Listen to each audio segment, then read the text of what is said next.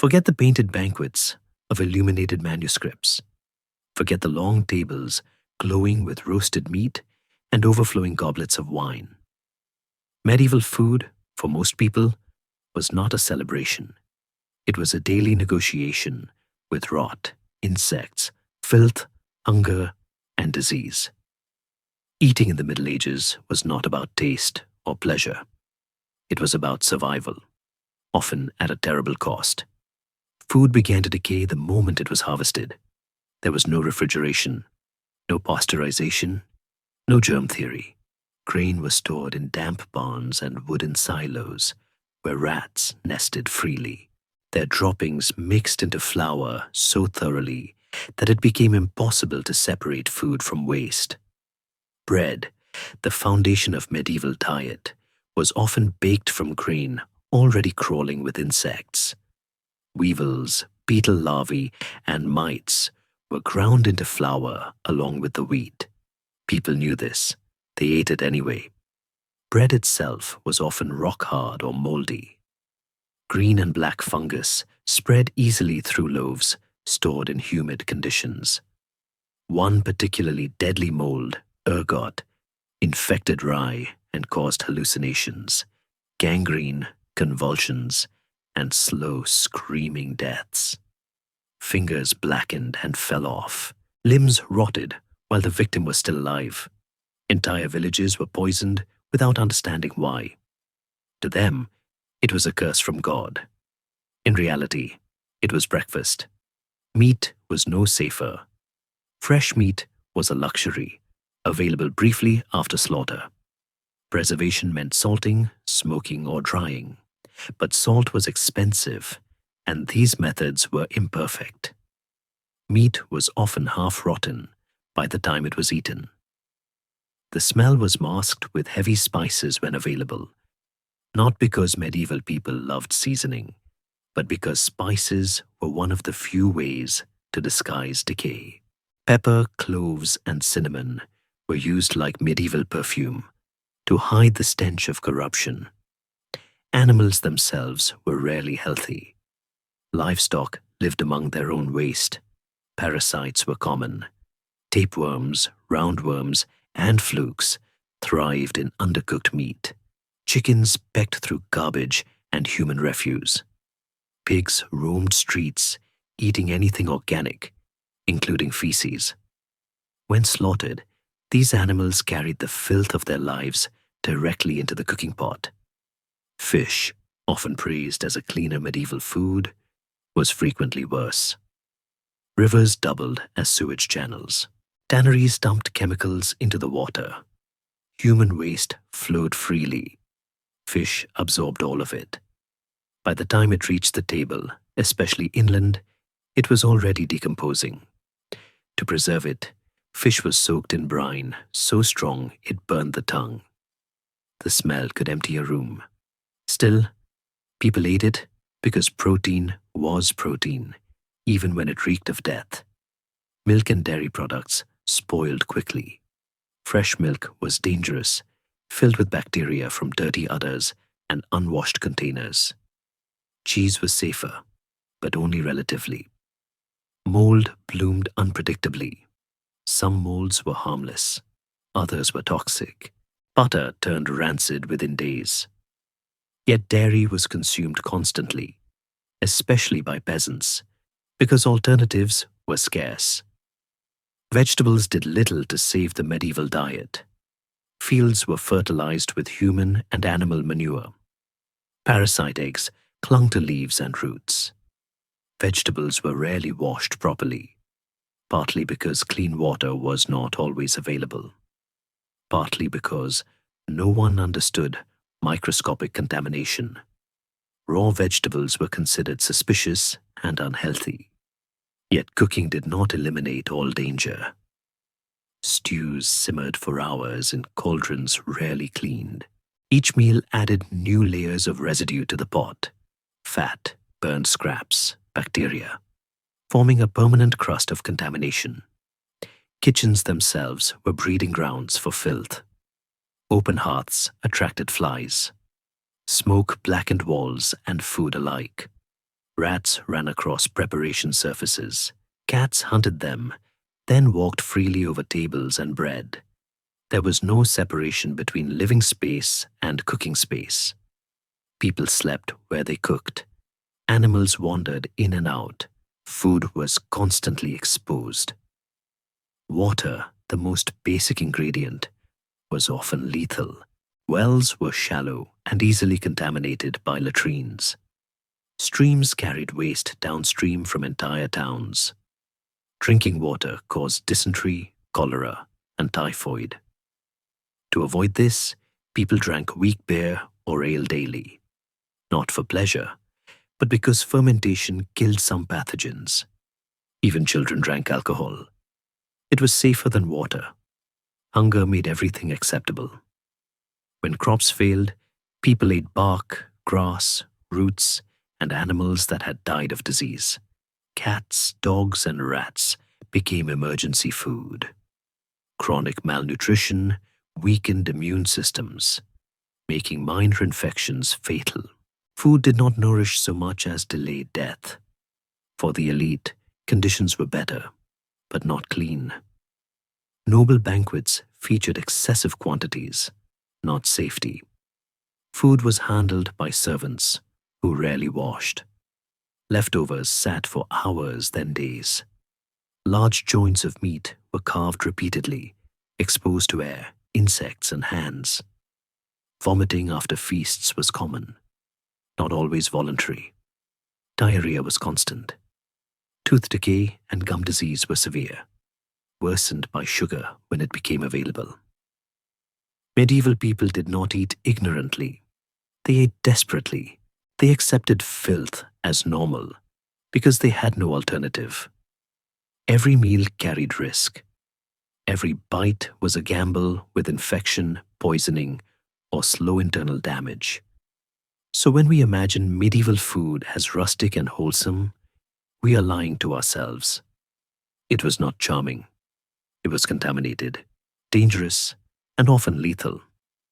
The miracle is not that medieval people lived poorly.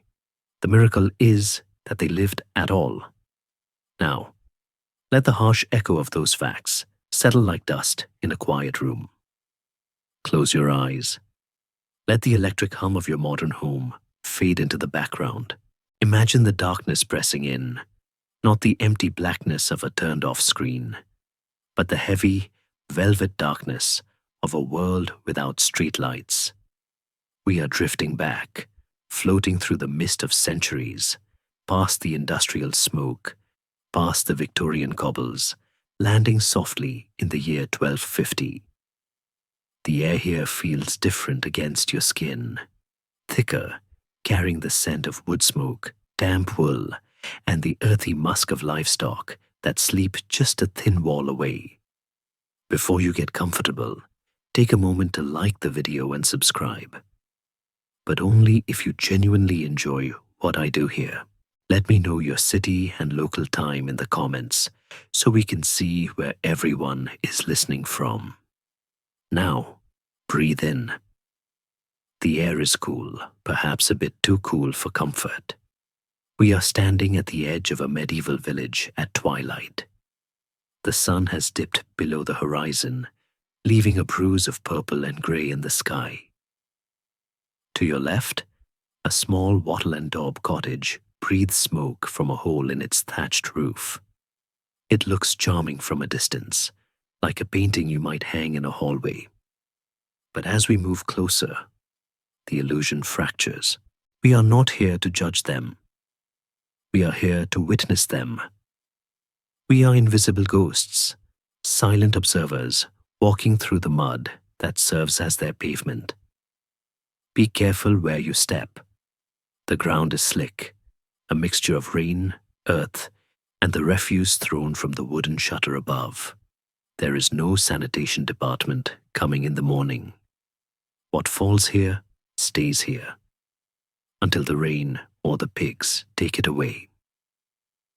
Historians still argue whether medieval people were truly filthy by choice or simply defeated by their circumstances. But looking at the street, the debate feels academic, The reality is squelching beneath our phantom boots. We move towards the light of the cottage. Inside, a fire crackles. This is the heart of the home, the giver of life and the destroyer of lungs. There is no chimney, only the open hearth, and the smoke hangs in the rafters like a grey ghost, coating everything in a layer of soot.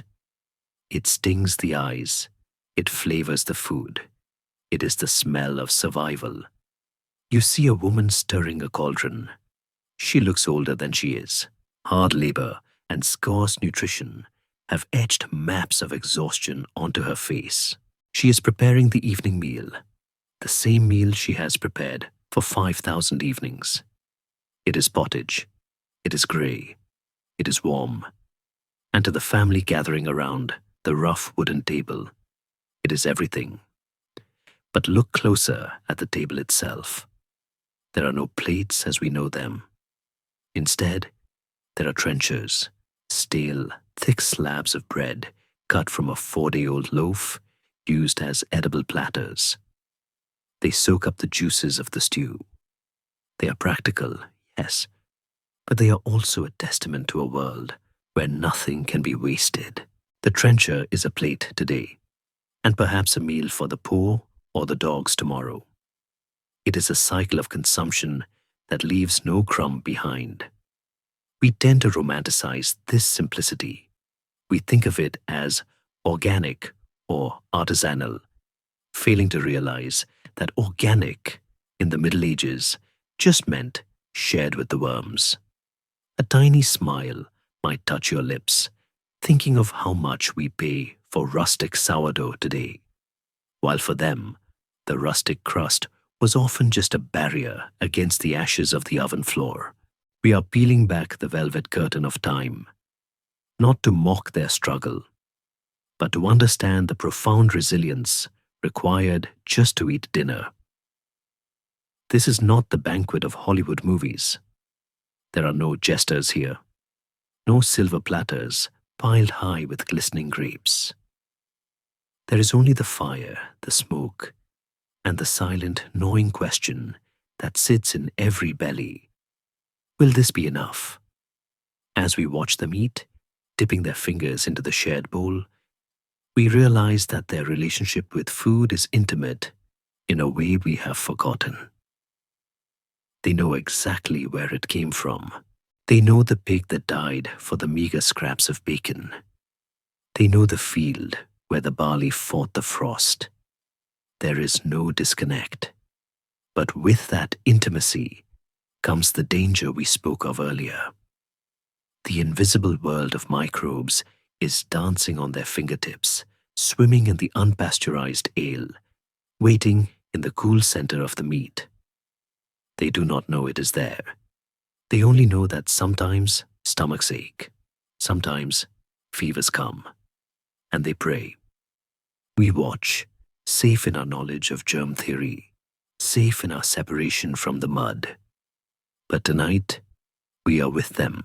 We are sitting on the rough bench, feeling the rough texture of the wood, listening to the low murmur of voices, speaking a version of English that sounds like music and stone grinding together. We are beginning a long night, a journey through the pantry of history, where every shelf holds a danger and every meal is a victory. The firelight flickers, casting long shadows against the walls, shadows that seem to dance with the stories of hunger and harvest. We are ready to listen. We are ready to understand the true cost of the bread we break.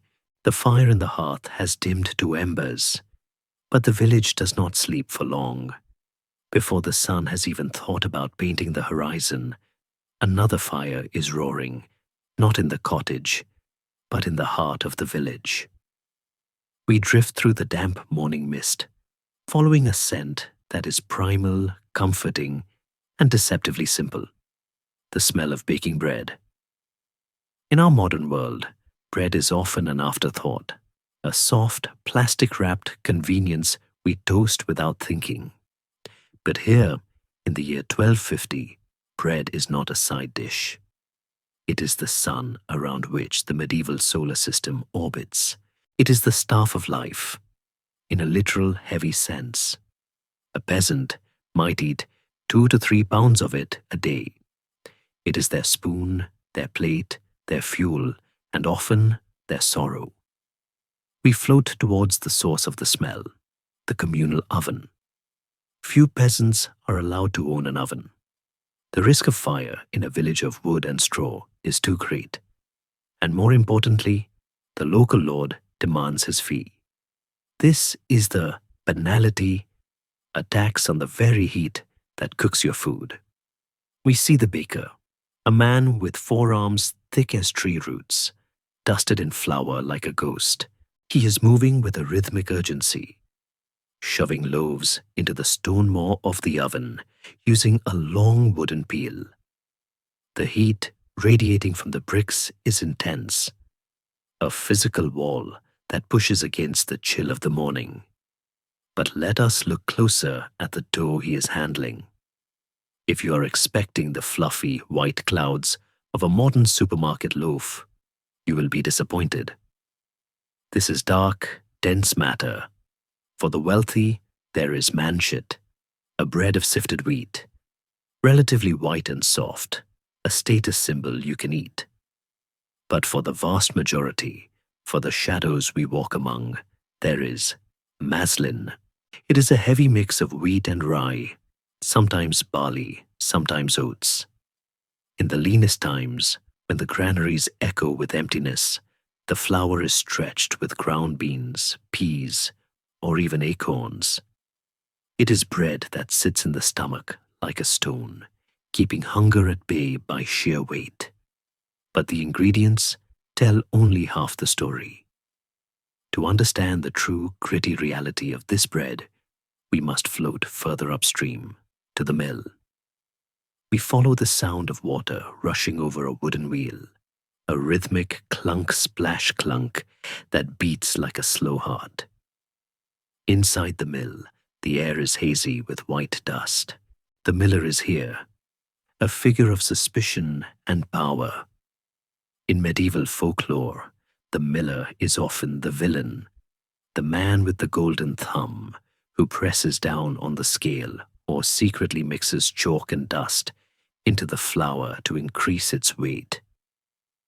Historians still debate whether millers were truly the gangsters of the agrarian world or simply easy scapegoats for a population terrified of starvation. But the distrust was real. The peasant brings his grain here, watching with hawk-like eyes as it is poured between the massive millstones. And here lies the invisible enemy. As those great stones grind together, pulverizing the grain, they are also grinding themselves. Tiny microscopic fragments of stone chip off and mix inextricably with the flour. There is no sieve fine enough to catch them all. This is the dark alchemy of medieval baking. Every loaf is a geological artifact. When the villagers bite into that crusty, warm bread, they are also biting into the millstone. Over a lifetime, this daily abrasion acts like sandpaper on their teeth. If we were to look at the skulls of the elderly in the churchyard, those lucky enough to reach 40 or 50, we would see teeth worn down to smooth, flat nubs, the nerves exposed, a lifetime of agony chewed into the bone. It gives a whole new meaning to a gritty texture. It is a slow, grinding violence committed by the very food that keeps them alive. Yet, stone dust is the least of their worries. We move our camera to the fields of rye swaying in the damp wind. It is a beautiful sight, a sea of green and gold, but hidden within the ears of grain is a tiny purple-black spur. It looks like a slightly oversized, deformed kernel. This is Claviceps purpurea, a fungus better known as ergot. In a world without fungicides or quality control, the harvester scythes it all, wheat, rye, and fungus together. It goes to the miller, It goes to the baker, and it goes into the belly. Ergot is a potent hallucinogen, a chemical cousin to LSD, but without the measured dosage or the safety of a controlled environment. When a village consumes a batch of ergot-infested bread, the results are terrifying. They call it St. Anthony's fire. It starts with a tingling in the fingers and toes, a cold sensation that burns.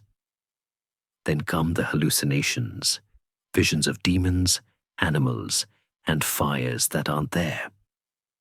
We can imagine a family sitting down to dinner, only to watch the father stare in horror at a corner of the room, screaming at invisible monsters.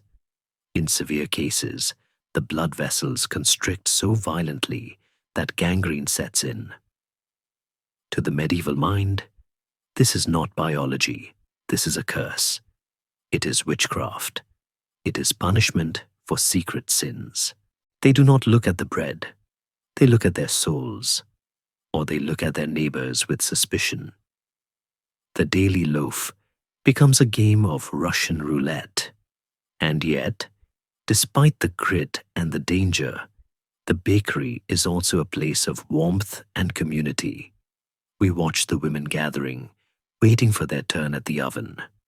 They gossip, they trade news, they share the small, warm jokes that make life bearable. They laugh about the baker's apprentice who burned his eyebrows off, a small moment of levity in a hard life. We see the baker counting his loaves carefully. He is terrified of the assize of bread, the law that regulates the weight and price.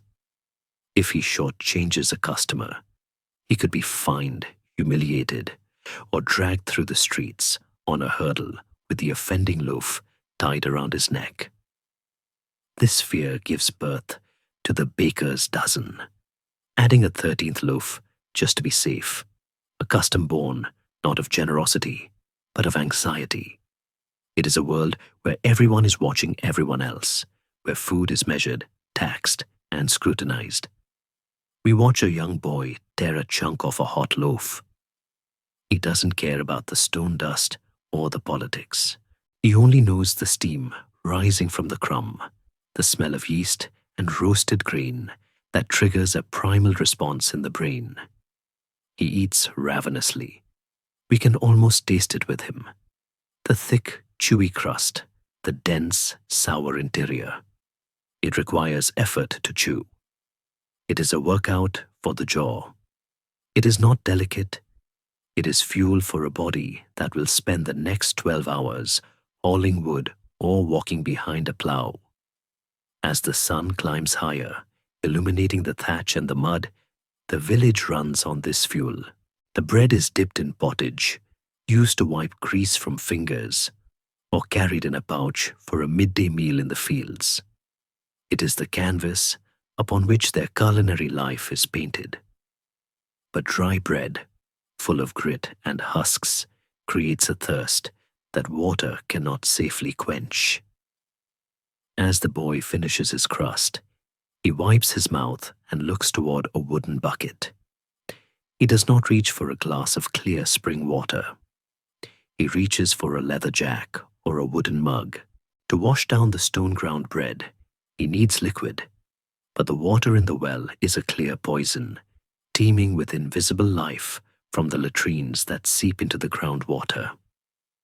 No, he needs something else, something brewed, something that has passed through the fire and the fermentation.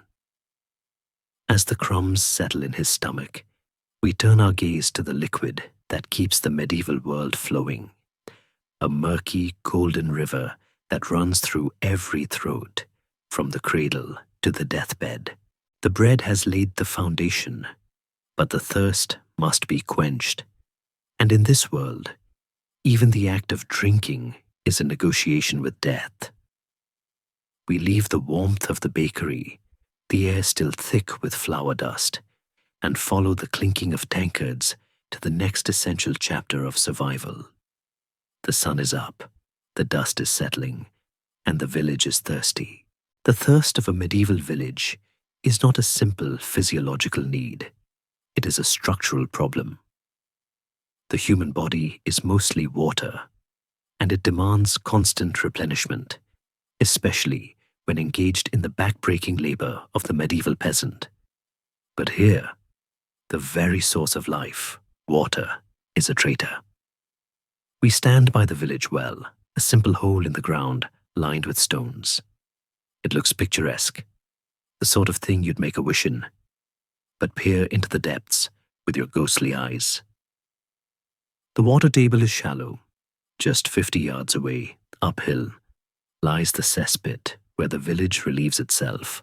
Gravity and geology do the rest. The water is clear, yes, but it is a cocktail of bacteria. Salmonella, E. coli, Shigella. To drink it straight is to invite the bloody flux, or dysentery, a miserable, humiliating way to die, where the body simply purges itself of fluid until the heart stops. The villagers do not understand bacteria, but they understand cause and effect. They know that water often makes you sick.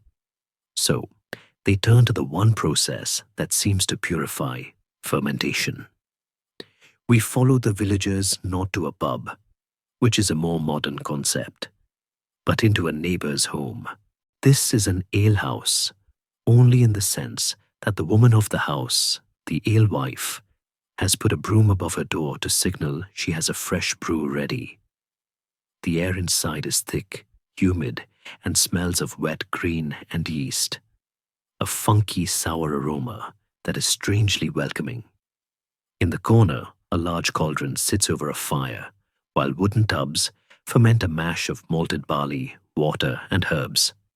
This is not the crisp, carbonated lager of today. It is ale, murky, flat, nutrient-dense, and served at room temperature. It is liquid bread. It contains the calories and carbohydrates needed to keep a plowman walking his furrow for 10 hours.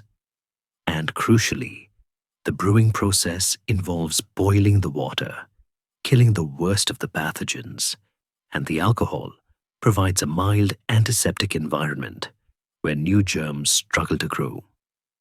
It is, quite literally, a lifesaver. Everyone drinks it. We see a toddler, barely 3 years old, holding a small wooden cup. His mother pours him small beer, a weak brew made from the second or third running of the mash. It has a very low alcohol content, perhaps 1% or less, just enough to preserve it, but not enough to intoxicate. The child drinks it greedily. It is his juice, his water, his soda. We might recoil at the image of a drunk toddler, but he is not getting drunk. He is getting hydrated without getting typhoid. It is a pragmatic calculation. The men and women drink stronger stuff, but even then, the goal is rarely obliteration. It is sustenance. They drink quarts of it a day. The alewife herself is a figure of immense importance. She is a chemist of survival. She has no thermometer, no hydrometer. She tests the temperature of the water by dipping her finger in. If it stings but doesn't burn, it's ready for the malt. She adds the yeast from a magic stick or a ring of straw kept from the previous batch. They call it God is good, because they don't know it's a microorganism, only that it is a blessing that makes the beer bubble and rise. But there is a catch. Without hops, which are only slowly being introduced and are still controversial, this ale does not keep. It turns sour within days. It is a perishable product, a race against vinegar. This means brewing is a constant, unending cycle. The village is always brewing, always drinking, always teetering on the edge of spoilage. And the additives used to flavor and preserve the ale before hops took over were a chaotic mix known as gruit. We see the alewife adding a handful of dried herbs to the boil: bog myrtle, yarrow, rosemary, perhaps a bit of ground ivy. Some of these are harmless flavorings. Others are mild narcotics or hallucinogens. Bog myrtle, in large quantities, can cause headaches and delirium. So the daily drink was not just alcohol. It was a mild, herbal psychoactive soup. It numbed the aches of labor, softened the harsh edges of a cold house, and perhaps made the long, dark nights a little more bearable. Historians still argue about the exact level of daily intoxication. Were medieval people walking around in a constant mild buzz? Likely, yes, but their tolerance would have been high, and the beer was often weaker than our modern standards. It was a functional buzz, a lubricant for a life of friction. Yet there were dangers. We watch a group of men in the corner, voices rising. The strong ale, the first running of the mash, is doing its work. Arguments flare up easily. A knife is drawn, a small utility knife used for eating and cutting rope, but deadly all the same. In the court records of the time, alehouses are frequent sites of violence. Death by misadventure often translates to drunk and fell into a ditch, or drunk and started a fight with a man holding a scythe. The alcohol that saved them from dysentery could still kill them through stupidity. And what of those who truly could not afford ale or lived where grain was scarce? They drank water and they died. Or they built up a resistance, a cast iron gut that could handle bacterial loads that would hospitalize a modern human in hours. We see a beggar by the door, pleading for the dregs of the cups. He is gaunt, his skin sallow. He is the cautionary tale. He drinks from the stream because he has no choice, and his body is a battleground of parasites. The ale drinkers look at him with a mix of pity and disgust, clutching their mugs a little tighter. The mug is their shield. The sun begins to set, casting a golden light through the alehouse door, illuminating the dust motes dancing in the air. The alewife taps a fresh cask, the sound of the wooden spigot turning a familiar, comforting thud. The liquid pours out, dark and frothy. It is the fuel of the peasantry, the social glue, the medicine. It is a reminder that in the Middle Ages, safety was not about sterility. It was about managing risk. You swapped the risk of cholera for the risk of intoxication. You swapped the clear poison of the well for the murky safety of the brew. As the villagers raise their cups in a toast, ways hail, be well, we realize the deep irony of the phrase. They are drinking to health with a beverage that slowly damages the liver, because the alternative is a beverage that quickly destroys the gut. It is a choice between a slow poison and a fast one. We leave them to their cups, the laughter growing louder as the light fades. But man cannot live on bread and beer alone. The body craves protein, muscle, fat. And in a world without freezers, obtaining meat is a violent, bloody, and salty affair. The pig that has been grunting in the background of our journey is about to take center stage. But not before we understand the precious crystalline substance that stands between a feast and a mound of rotting flesh. We must travel from the alehouse to the smokehouse, following the white trails of the salt road. The air grows sharper here, stinging the nose. The soft scent of yeast is replaced by the biting tang of brine. We are entering the realm of preservation, where time is frozen by salt. The air in the smokehouse is thick enough to chew. It is a blue-gray fog that burns the eyes and clings to the skin, a scent of hickory, oak, and charred fat that will never fully wash out of your phantom clothes. We are standing in the center of a preservation war, a battle against the natural order of decay.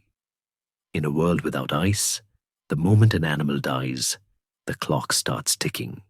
Bacteria, the invisible army, begins its invasion. The only weapons humanity has are smoke and salt. We watch a man, the village salter, working with a grim determination. He is rubbing coarse, grey crystals into the flank of a slaughtered pig. His hands are cracked and bleeding, the salt eating into his own flesh as he tries to save the meat. This is not the refined, free-flowing table salt of a modern shaker. This is bay salt, evaporated from seawater, full of impurities, sand, grit, and magnesium salts that give it a bitter metallic tang. It is expensive. In some inland regions, a bushel of salt can cost as much as a sheep. This economic reality dictates the diet. You do not salt meat to make it tasty.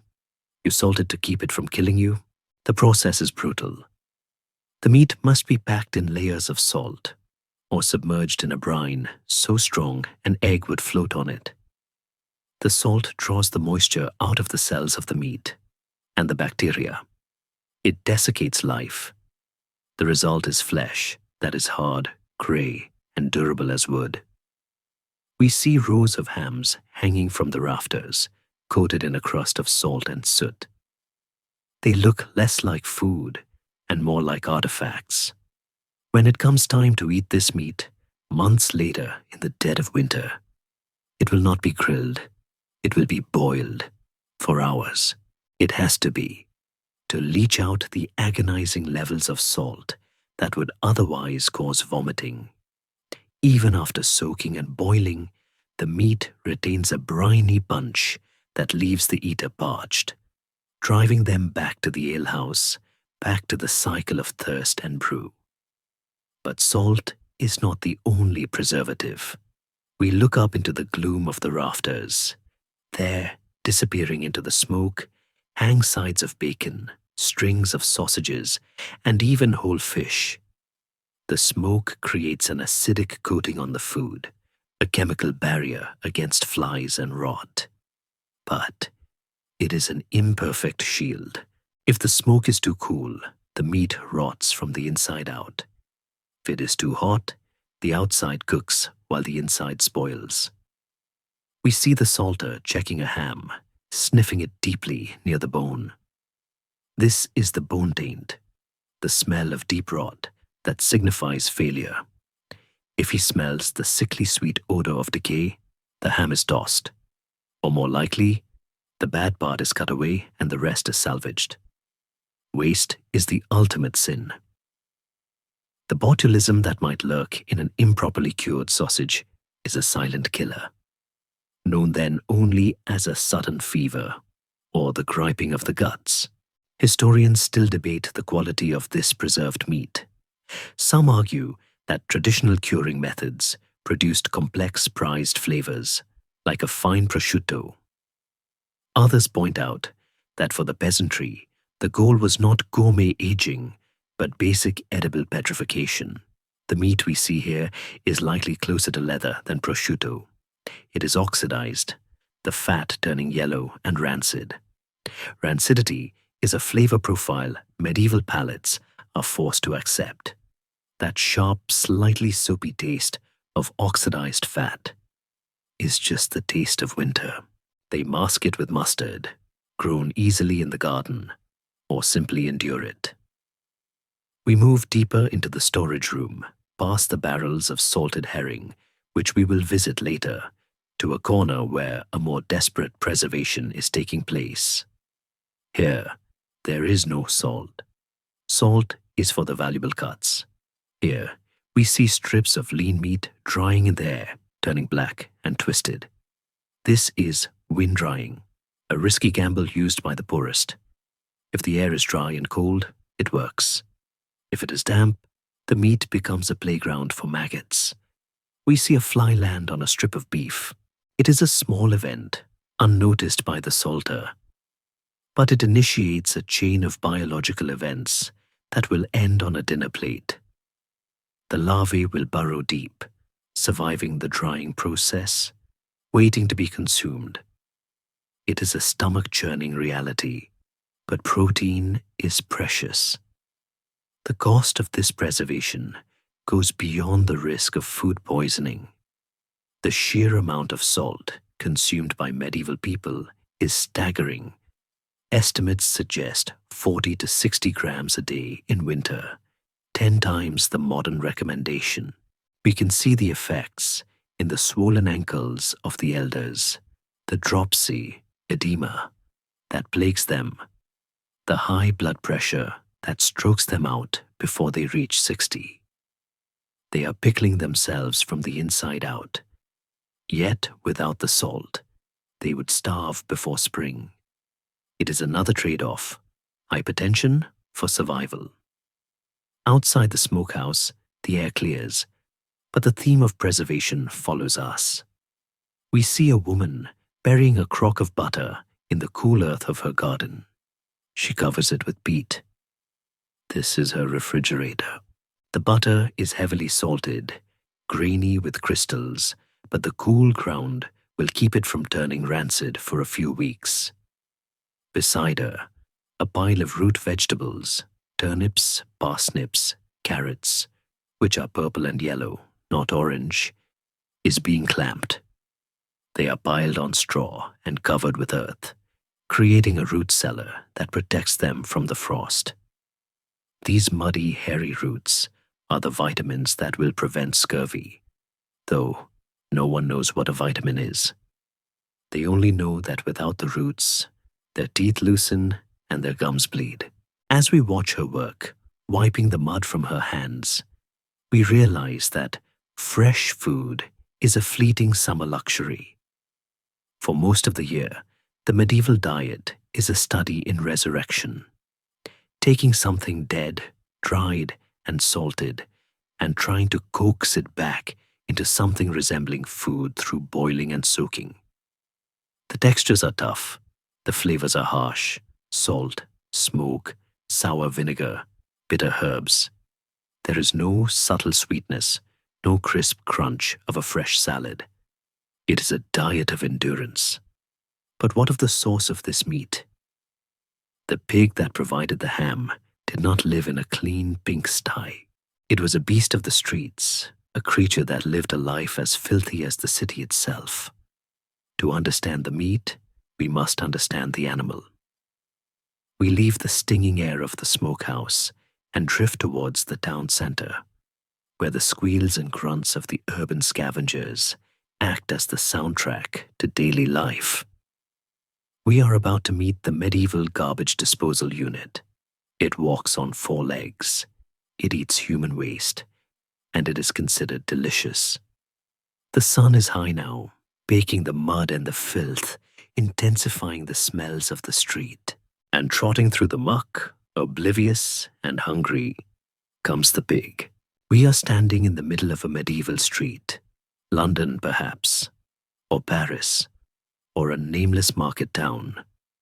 The street is a generous term. It is a narrow artery of packed earth and cobblestones, slick with a slime that defies description. And trotting through this slime with the confidence of a king is the medieval pig. It is not the pink, hairless creature of modern cartoons. This is a razorback, covered in coarse, dark bristles, with a snout built for excavation and tusks that can rip a dog or a child open. It is lean, muscular, and aggressive, and it is everywhere. In the absence of a municipal sanitation department, the pig is the city's cleaning crew. It roams freely, its sharp hooves clicking on the stones, searching for anything organic. And anything truly means anything. We watch a housewife open her shutters on the 2nd floor with a casual shout of "Gardiloo," a corruption of "Garalo," beware the water. She empties a chamber pot into the street below. The splash is followed almost instantly by the clatter of hooves. 2 pigs rush to the spot, fighting over the steaming pile of human waste, kitchen scraps, and soiled straw. They devour it with terrifying efficiency. This is the filthy truth in its most literal form. The waste of the human becomes the flesh of the pig, which in turn becomes the food of the human. It is a closed loop of parasitism. The tapeworm eggs excreted by the human are eaten by the pig, incised in the pig's muscle, and are then eaten by the human again in the form of undercooked bacon. The cycle is unbroken. These urban pigs are a menace. We see a group of children playing a game with a rag ball. A large sow charges through them, knocking a boy into the muck, snapping at his leg. In 1131, Prince Philip of France was killed when a pig tripped his horse in the streets of Paris. If a pig can kill a prince, a peasant child has no chance. They are semi-feral gangsters. Yet, they are tolerated, even cherished. Why? Because the pig is a miracle of energy conversion. It turns trash into high-calorie fat and protein. It requires no pasture, no hay, no expensive grain. It eats the garbage of the city and transforms it into bacon. For the urban poor, the family pig is a bank account, a savings bond that squeals. But the diet of these animals has consequences. We follow a pig as it roots around a pile of offal behind a butcher's stall.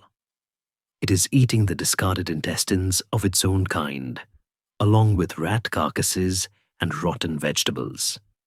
This diet makes the meat incredibly risky. Trichinosis is rampant. This parasitic disease causes muscle pain, fever, swelling, and in severe cases, death. The larvae curl up in the muscle tissue, waiting for the butcher's knife.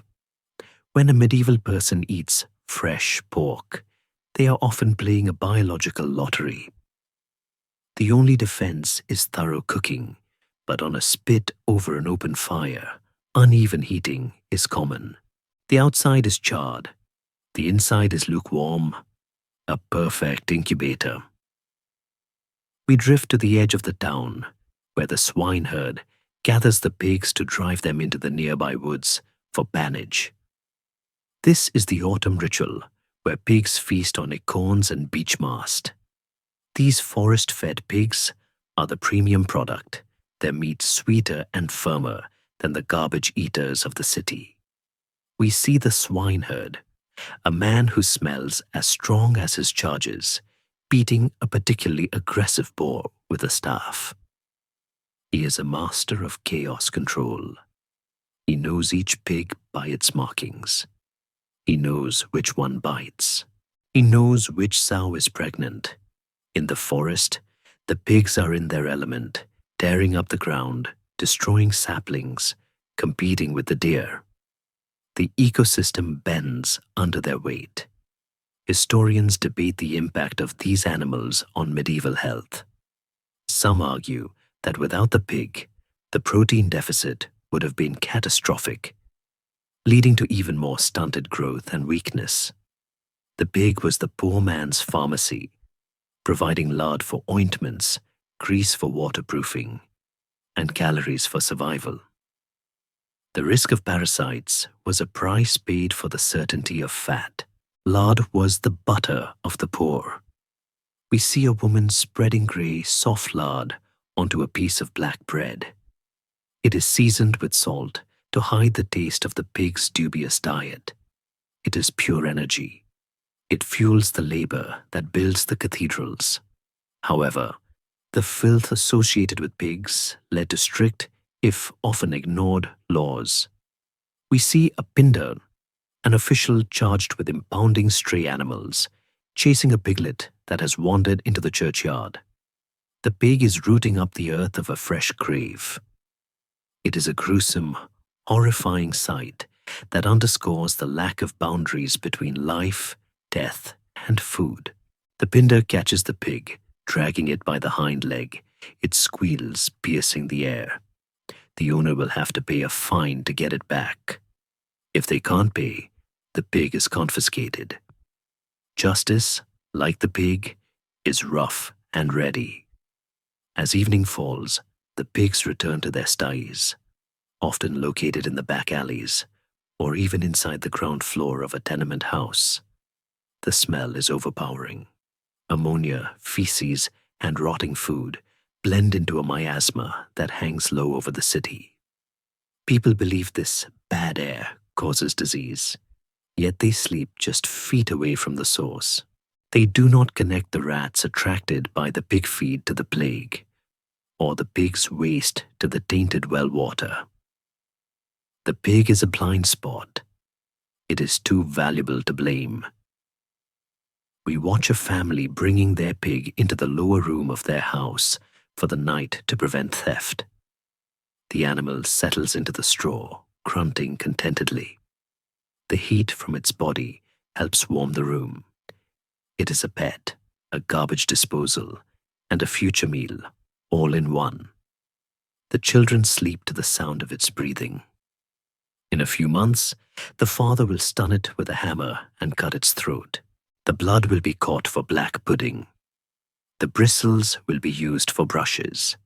The bladder will be blown up for a ball.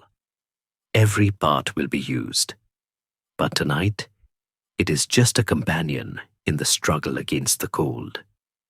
The pig represents the paradox of medieval food. It is the source of life and the vector of death. It is the filthiest animal, yet it provides the most prized meat. It is a creature of the mud that ends up on the king's table. As the city settles into a restless, smelly sleep, we leave the pigs to their dreams of garbage. But not everyone eats pork. Not everyone has a pig. For the vast majority, the daily reality is not roasted meat, but a bubbling, nebulous substance that defies easy classification. It is time to visit the hearth of the true peasant, the landless laborer, and peer into the pot that never empties.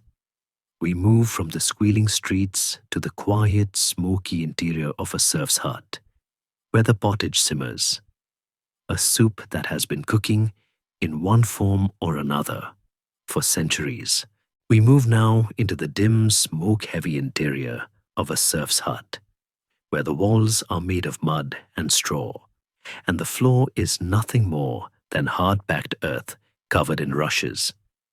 In the center of the room, hanging from a blackened iron tripod over a low smoldering fire, is the perpetual pottage. This is the true heart of the medieval kitchen. It is not a recipe in any modern sense.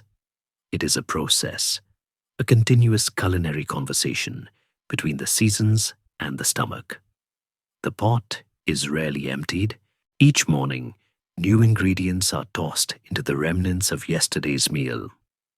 A handful of dried peas, a few shriveled turnips, some wild leeks gathered from the forest edge, and a measure of oats or barley to thicken the broth.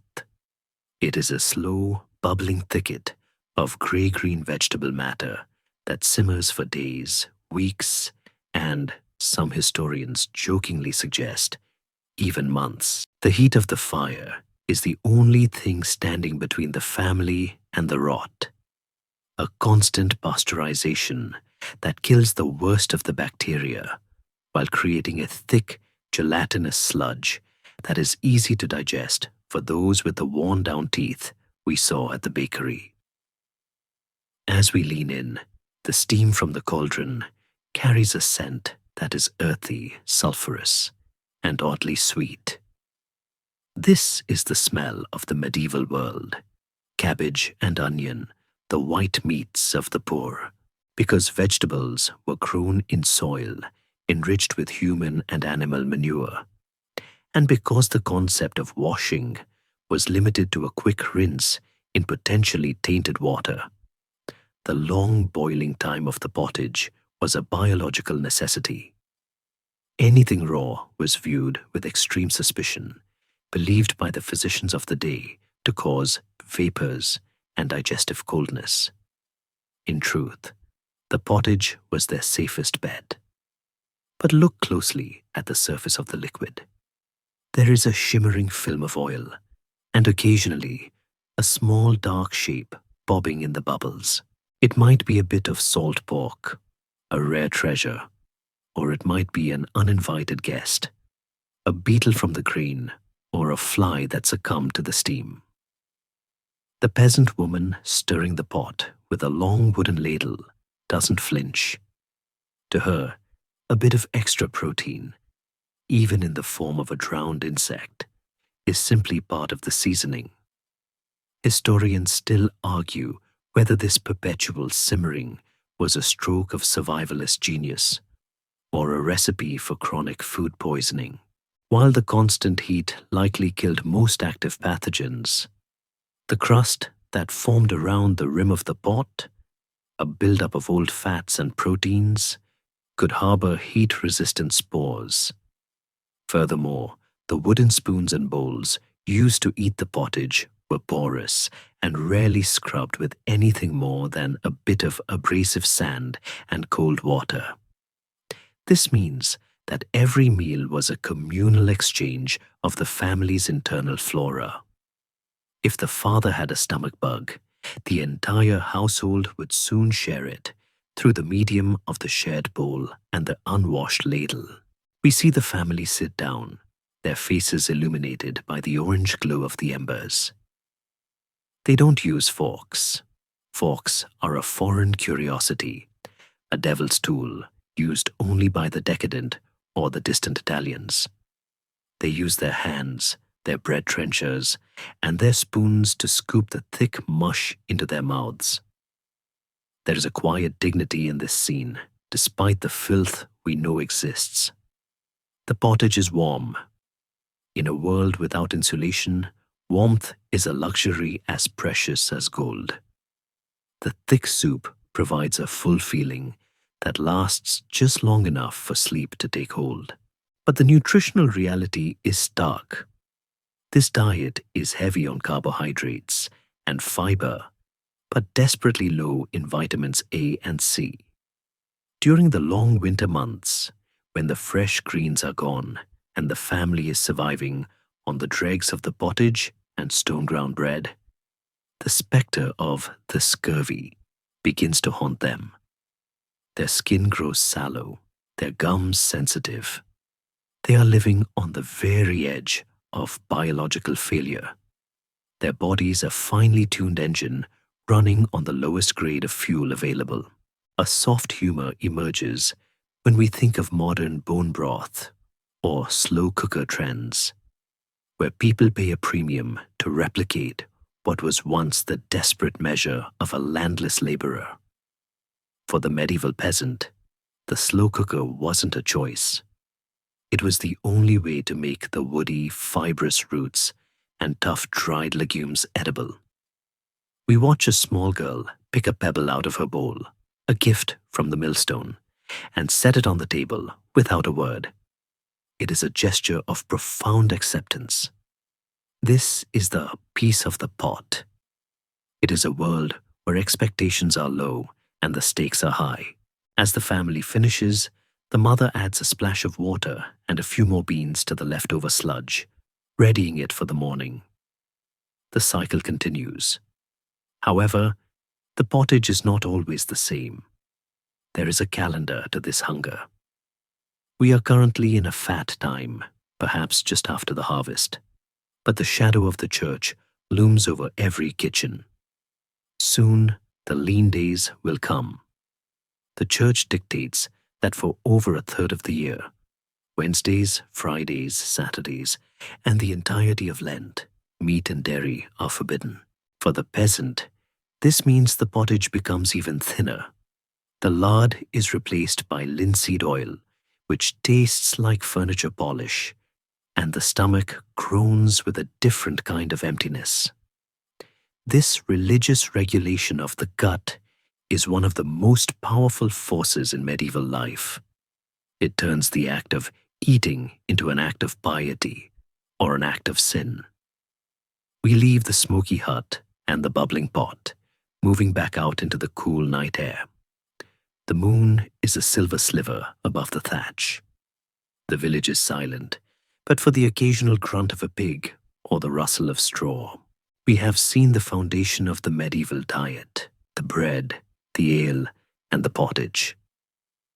But there is another world, one of silver and silk, where the filth is hidden behind gold leaf, and the rot is masked by the scent of 1,000 roses. To understand the full spectrum of the medieval palate, we must leave the peasant's hearth and travel towards the great hall of the Lord. There, the food is different, but the dangers are just as real. The transition from the filthy truth of the poor to the decadent decay of the rich is our next step. We follow the winding road up the hill toward the castle, where the torches flicker and the smell of roasting venison begins to overpower the scent of the mud. As we ascend the winding path towards the castle, the humble scent of boiling beans fades, replaced by a complex, heavy aroma that clings to the damp night air. This is the scent of the ecclesiastical and noble calendar, the smell of the fast. We have arrived during Lent, a 40-day endurance test of the soul and the stomach. For the medieval person, the filthy truth of food was often dictated by the holy truth of the church. During these weeks, the slaughterhouses fall silent. The red meat of the pig and the cow is banished. In its place comes the fish, a creature of the cold, murky depths that supposedly did not stir the passions of the flesh. But as we enter the castle's larder, we see that this holy substitution is anything but clean. Historians still argue whether the medieval obsession with fish during Lent was a genuine spiritual exercise or a massive state-sponsored economic boon for the coastal guilds. Regardless of the motive, the reality for the consumer was a grueling diet of stockfish, Atlantic cod that had been beaten until it was as hard as a ship's plank and air-dried until it was essentially a fossil. We see a kitchen boy in the castle scullery, his hands red and raw, wielding a heavy wooden mallet. He is not tenderizing a steak. He is literally smashing a dried fish against a stone block to break the fibers so it can be soaked. Without this violent intervention, the fish is inedible. Once softened, it is soaked in water for days, a process that invites a slimy grey film of bacterial bloom. The resulting texture is often described in period texts as mucilaginous, a polite way of saying it felt like eating wet wool. But there is a worse offender sitting in the barrels stacked against the damp stone walls, salted herring. Because the demand for fish during Lent was so astronomical and the transport from the North Sea so slow, the preservation had to be absolute. These herrings are packed in a brine so concentrated that salt crystals form a white crust on the gills. By the time the barrel is opened in an inland castle, the fish have often begun to ferment in their own oils. The smell is a physical blow, a mixture of low tide, ammonia, and old gym socks. To make this palatable, the cooks must boil it repeatedly. But the salt has penetrated to the very bone. This creates a physiological crisis for the medieval faster. They are forbidden from eating meat, so they eat salt-saturated fish, which induces a raging, agonizing thirst. But because it is Lent, some extremist preachers even suggest limiting the intake of ale. It is a period of constant, low-level dehydration and salt poisoning, all in the name of the divine. We move into the great hall, where the lords and ladies are seated. Even here, at the high table, the fish is a gamble. Fresh fish from the castle's own carp ponds, stews as they are called, is a sign of immense wealth. But these ponds are stagnant, often receiving the runoff from the castle's curtain walls. The carp and tench that swim there are bottom feeders, tasting of the mud they inhabit. To disguise this earthy, red, swampy flavor, the cooks prepare a green sauce made of parsley, sorrel, and verjuice, the sour, unfermented juice of crabapples or green grapes. It is a sharp, acidic mask for a muddy, potentially parasitic fish. We see a noble lady gingerly picking a bone from her carp. She is elegant, but her teeth are stained by the same stone-ground bread we saw in the village, and her breath carries the sharp tang of the vinegar used to keep her meal from tasting like the moat. The filthy truth of the Lenten season also gave rise to some of the most creative loophole biology in history. Medieval people were not fools.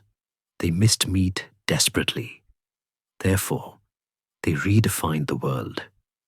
Since the church forbid four-legged animals, the beaver with its scaly tail and its life in the water was often classified as a fish by clever clerics. We see a cook preparing a beaver tail, roasting it until the fat drips into the fire. To the medieval eye, this is a fish. To the stomach, it is a glorious, fatty reprieve. Even the barnacle goose was fair game, because of a myth that it hatched from driftwood in the sea, and therefore wasn't a bird of the air. It is a world where the definition of food is as flexible as the conscience, yet the physical reality of the rotting, salty herring remains the baseline for everyone else.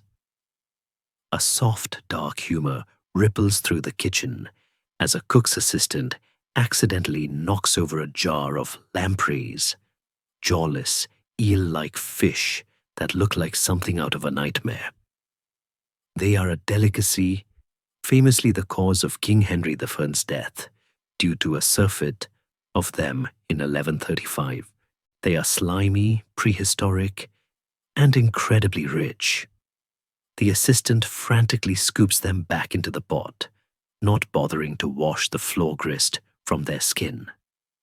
In the hierarchy of medieval food, the more monstrous the fish, the more prestigious it was to consume. They eat the things that haunt the deep, believing that by consuming the cold, damp nature of the fish, they are cooling their own sinful blood. In reality, they are often just inviting a host of freshwater flukes into their livers. As we watch the feast continue, we notice that even the fresh fish brought from the coast is transported in baskets lined with wet grass and seaweed.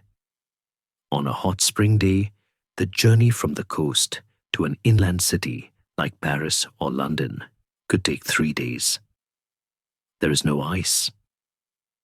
By the time the fresh mackerel arrives, it is glowing with a faint bioluminescence, the light of advanced decay. The fishmongers are known to paint the gills with animal blood to make them look red and fresh. It is the first era of food fraud. The consumer buys with their eyes, eats with their nose held, and prays to Saint Christopher that the night doesn't end in the bloody flux. The Lenten fish represents the great struggle of the medieval mind, the attempt to impose a holy order on a chaotic, biological world. They want to be pure, but the food is tainted. They want to be disciplined, but the salt makes them desperate. As the sun sets on the castle, the smell of the fish barrels lingers like a heavy fog. The candles are lit, their tallow scent mixing with the briny air.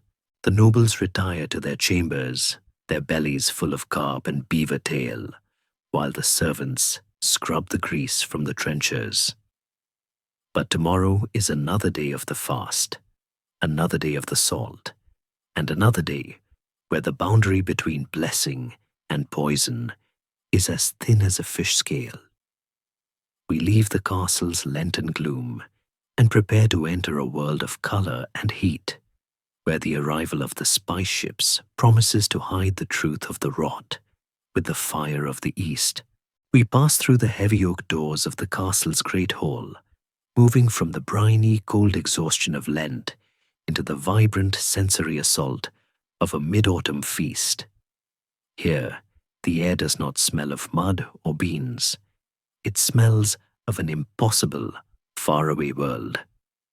We are standing in a cloud of poudre douce, the sweet powder, a mixture of ginger, cinnamon, and sugar that floats through the rafters. In the medieval mind, spices are not merely ingredients. They are fragments of paradise, believed to have floated down the rivers of Eden before being harvested by the traders of the East. But as we drift towards the high table, where the Duke and his retinue sit, we see the filthy truth that the spices are working so desperately to conceal. The centerpiece of the table is a massive haunch of venison glistening under a thick, dark glaze. It looks magnificent, but our ghostly senses detect a note beneath the cloves, a sweet, cloying scent of high meat.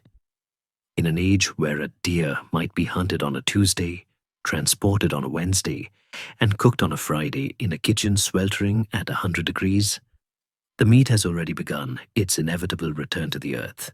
Historians still argue whether medieval people actually preferred the taste of gamey or slightly turned meat, or if the heavy use of spices was a functional necessity to prevent the diner from gagging.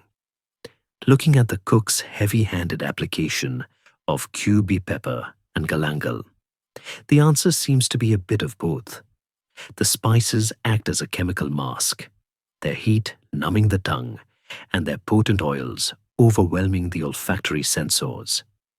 To eat at a noble table was to experience a deliberate sensory blackout. We watch the sewer, the official in charge of serving, bring forth a bowl of sauce. It is a vibrant neon yellow, colored with saffron so expensive it is literally worth its weight in gold. Saffron is the ultimate status symbol, but it also serves a practical purpose. It mimics the look of healthy fat on meat that might otherwise look grey and unappetizing. The filthy truth is that the medieval elite were obsessed with the appearance of freshness because the reality of it was so rare. They gilded their food, sometimes literally with gold leaf, to distract from the fact that the underlying protein was a biological minefield. We see a young squire take a bite of a spiced lamprey pie. The crust is magnificent, sculpted into the shape of a fortress, but the interior is a humid pocket of air where bacteria have been breeding since the pie was raised early that morning. But the spices themselves carry their own filth. We follow the trail of a peppercorn back to the spice merchant's warehouse in the city below. These spices have traveled thousands of miles on the backs of camels, in the holds of leaky dhows, and through the dusty markets of Alexandria and Venice. To maximize their profit, unscrupulous middlemen often cut the spices. Pepper is mixed with dried sheep droppings or small black stones. Ground ginger is bulked out with sawdust. Saffron is stretched with dried marigold petals or even dyed horsehair. When the castle cook grinds these exotic treasures in his mortar, he is often adding the grit of 3 continents into the Duke's dinner. It is a world of high-status contamination, where the more you pay, the more sophisticated the filth you consume. A soft, knowing humor touches the scene as we watch a physician standing by the Duke's chair. He is not worried about bacteria. He is worried about humors. He leans in to whisper that the Duke should eat more ginger because his temperament is too phlegmatic and cold. To the medieval scientist, food is a balancing act of heat, cold, moisture, and dryness. If the meat is cold and wet, like fish, it must be countered with hot and dry spices. This leads to absurd culinary combinations that would baffle a modern palate. fruit cooked with meat, sugar sprinkled on fish, and vinegar added to everything. It is a diet designed by a philosophy that ignored the stomach in favor of the stars. The Duke nods, taking a large gulp of Hippocras, wine heavily spiced and sweetened to hide the fact that it had begun to turn into vinegar weeks ago. The filthy truth of the noble table is also one of profound waste. We see the void, the clearing of the table, the half-eaten joints of meat, the sauce-stained trenchers, and the spiced dainties are not thrown away. They are collected in alms dishes to be given to the poor at the castle gate. But before they reach the beggars, they sit in the warmth of the hall for hours. The flies, attracted by the sugar and the rotting meat, move in. By the time the charity reaches the hungry, it is a concentrated dose of every pathogen the castle has to offer. The grace of the Lord is, in biological terms, a death sentence. We move away from the high table, past the tapestries that depict idyllic hunts, and descend the narrow stone stairs. The scent of cinnamon fades, replaced by the raw, humid heat of the place where the magic and the filth is actually made. We are heading for the heart of the machine. The spices were the mask. Now we must see the face. We are entering the great kitchen, a place of fire, sweat, and animal blood, where the line between a feast and a massacre is dangerously thin. The transition from the cool, perfumed hall to the roaring inferno of the hearth is our next descent into the reality of the past. The transition from the great hall to the kitchen is like stepping from a dream into a forge. The temperature jumps 30 degrees in a single step, a wall of humid, greasy heat that carries the weight of 1,000 slaughtered animals. We are standing in the great kitchen of the castle, a cavernous stone cathedral of consumption where the air is a swirling vortex of soot, steam, and the metallic tang of raw blood. There is no ventilation beyond the high, narrow windows and the yawning mouths of the hearths themselves.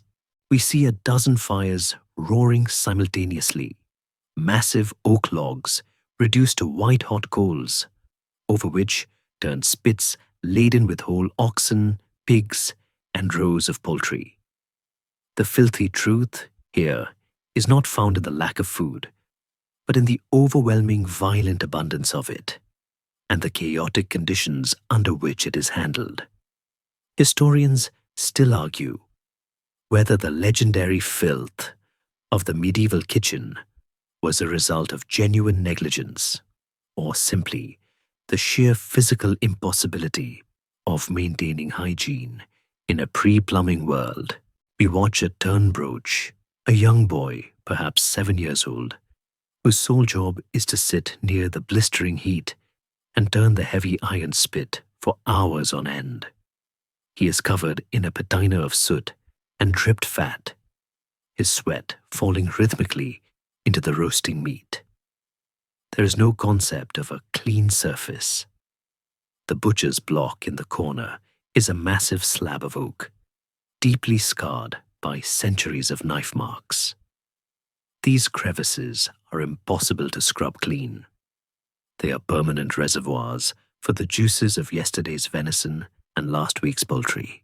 When the cook lays a fresh side of beef upon it, he is effectively inoculating the meat with a cross-continental history of bacteria. The floor beneath our feet is a treacherous landscape. It is covered in a layer of rushes meant to absorb the spills. But beneath the top layer is a fermenting compost of bone fragments, vegetable peelings, animal hair, and sour wine. Rats scuttle openly along the base of the walls, emboldened by the sheer volume of waste. We see a kitchen cat pounce on one near the pastry table, then leap onto the wooden board where the coffins, The thick standing pie crusts are being molded.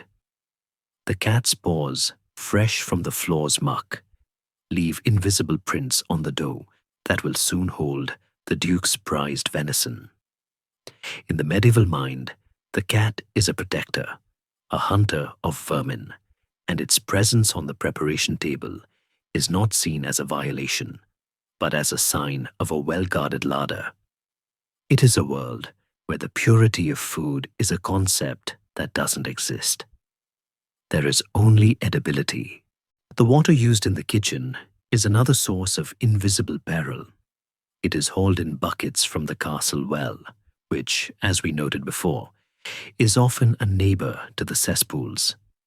This water is used to wash the giant brass cauldrons, but without soap as we know it, relying instead on wood ash or sand, the cleaning is merely the removal of the visible crust. A thin, greasy film of old fat always remains, a perfect medium for the growth of heat-resistant spores. We watch a cook's assistant rinse a set of silver platters by wiping them with a rag that has been used for 3 days to mop up spills and forehead sweat. The platters gleam in the firelight, appearing clean to the noble eye, but they are biologically alive with the residue of a dozen previous courses. A soft, grim humor emerges as we watch the scullions at work. One is using a bunch of dried stinging nettles to scrub a pot, cursing as he stings his own fingers. Another is tasting a sauce by dipping his entire hand into the vat, licking his fingers, and then plunging the hand back in to check the consistency. This is not laziness. It is the sensory reality of the craft. The cook is a master of flavor, but his tools are his own body and the raw elements of fire and salt. There are no thermometers, no timers. He knows the meat is done when the smell changes, or when the resistance of the flesh against his thumb feels right. It is an artisanal intimacy that carries a high price in cross-contamination. But look at the subtleties being prepared on a side table.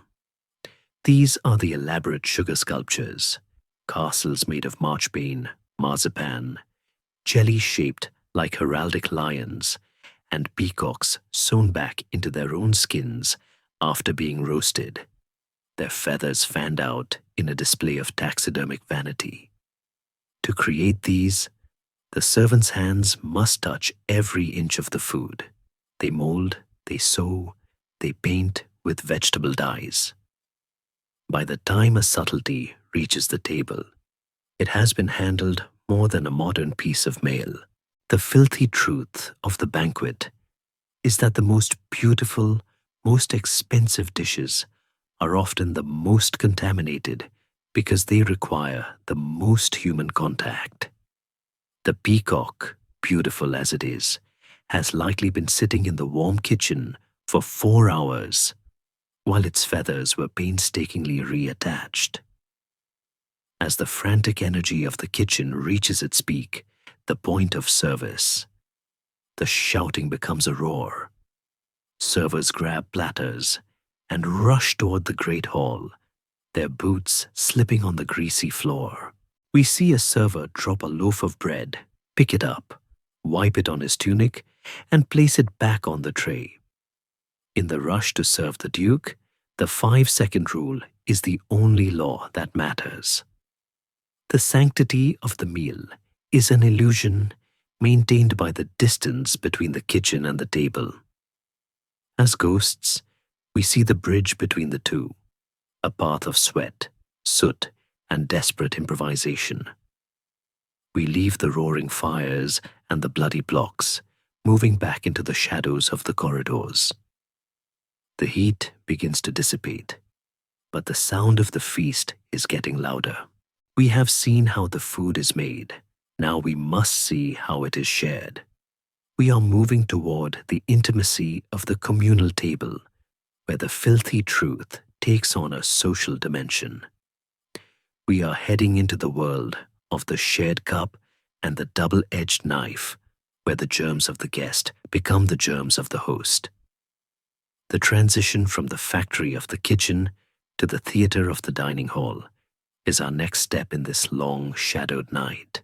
The roar of the kitchen fades behind us, replaced by the rhythmic clinking of metal against wood and the low melodic drone of 100 voices speaking at once. We are back in the great hall, but we are no longer looking at the food, we are looking at the mouths. In the year 1250, dining is not a private affair. It is a communal ritual, an act of shared vulnerability that weaves the social fabric together. The filthy truth here is one of intimacy. We see the guests seated on long benches, and we notice something that would make a modern physician shudder. They are eating in pairs. This is the mess, a traditional grouping where two people share a single bowl of pottage, a single platter of meat, and most crucially, a single cup of wine. Historians still argue whether this communal eating was a deliberate attempt to foster Christian brotherhood, or simply a practical response to the high cost of tableware. Regardless of the philosophy, the biological reality is a nightmare of cross-contamination. We watch as a knight, his hands still dusty from the road, reaches into the shared bowl to pull out a chunk of beef. He tears a piece off with his teeth and drops the remainder back into the liquid for his companion. There are no napkins, only the tablecloth, which by the middle of the feast is a cartography of stains, grease, wine, and the occasional smear of soot.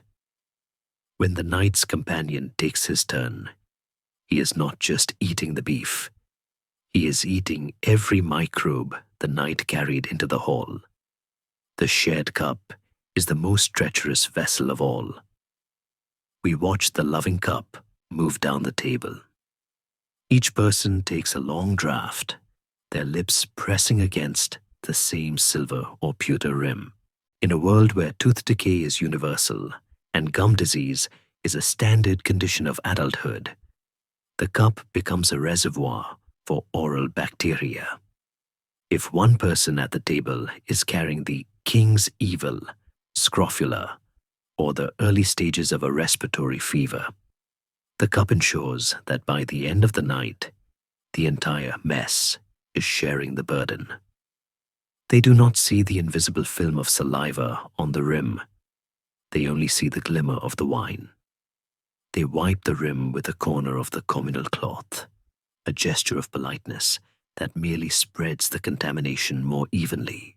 A soft, ironic humor can be found in the books of nurture, the etiquette manuals of the time. These books are obsessed with the appearance of cleanliness. They warn the diner not to pick their teeth with their knife, not to blow their nose on the tablecloth, and not to return half-eaten bones to the shared platter. We see a young squire trying desperately to follow these rules, carefully using only 3 fingers to pick up his meat as instructed. Yet these same manuals suggest that it is perfectly acceptable to spit on the floor, provided you tread it in with your heel into the rushes.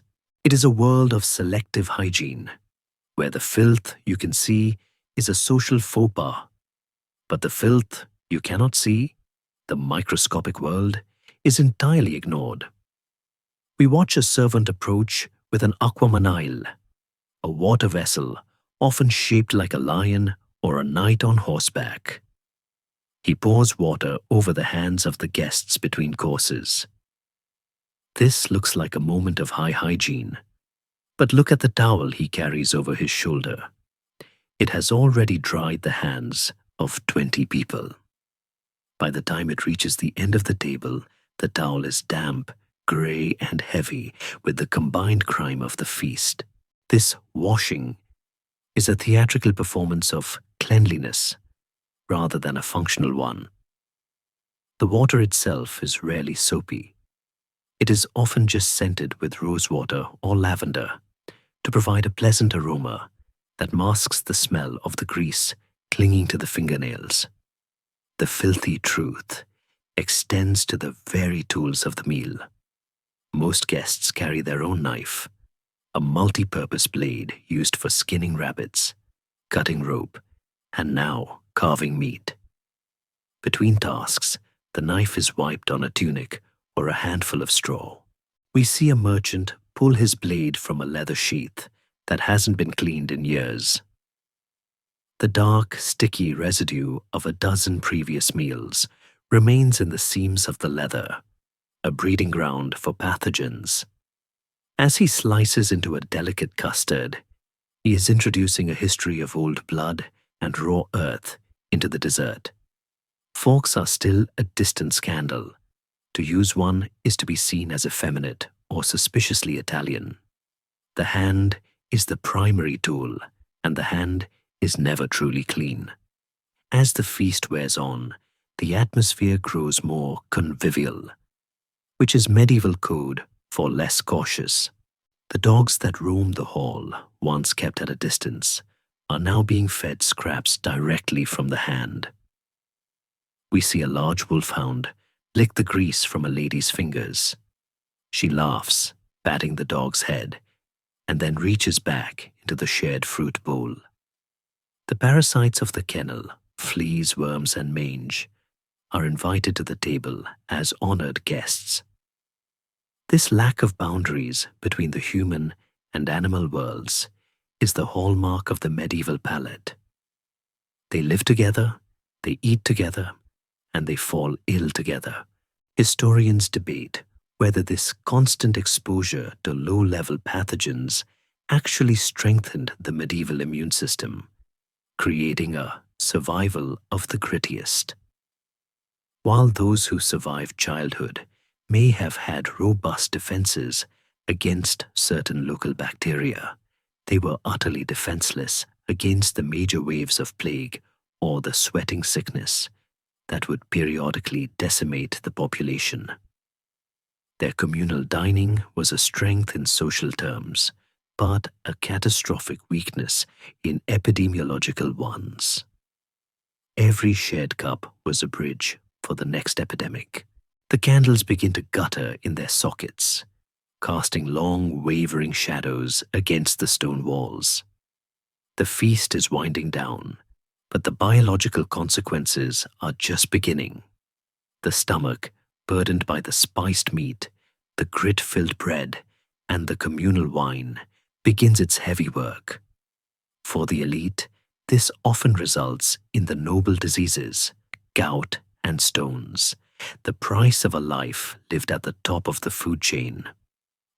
We leave the warmth of the hall, moving past the sleeping dogs and the wine-stained tables.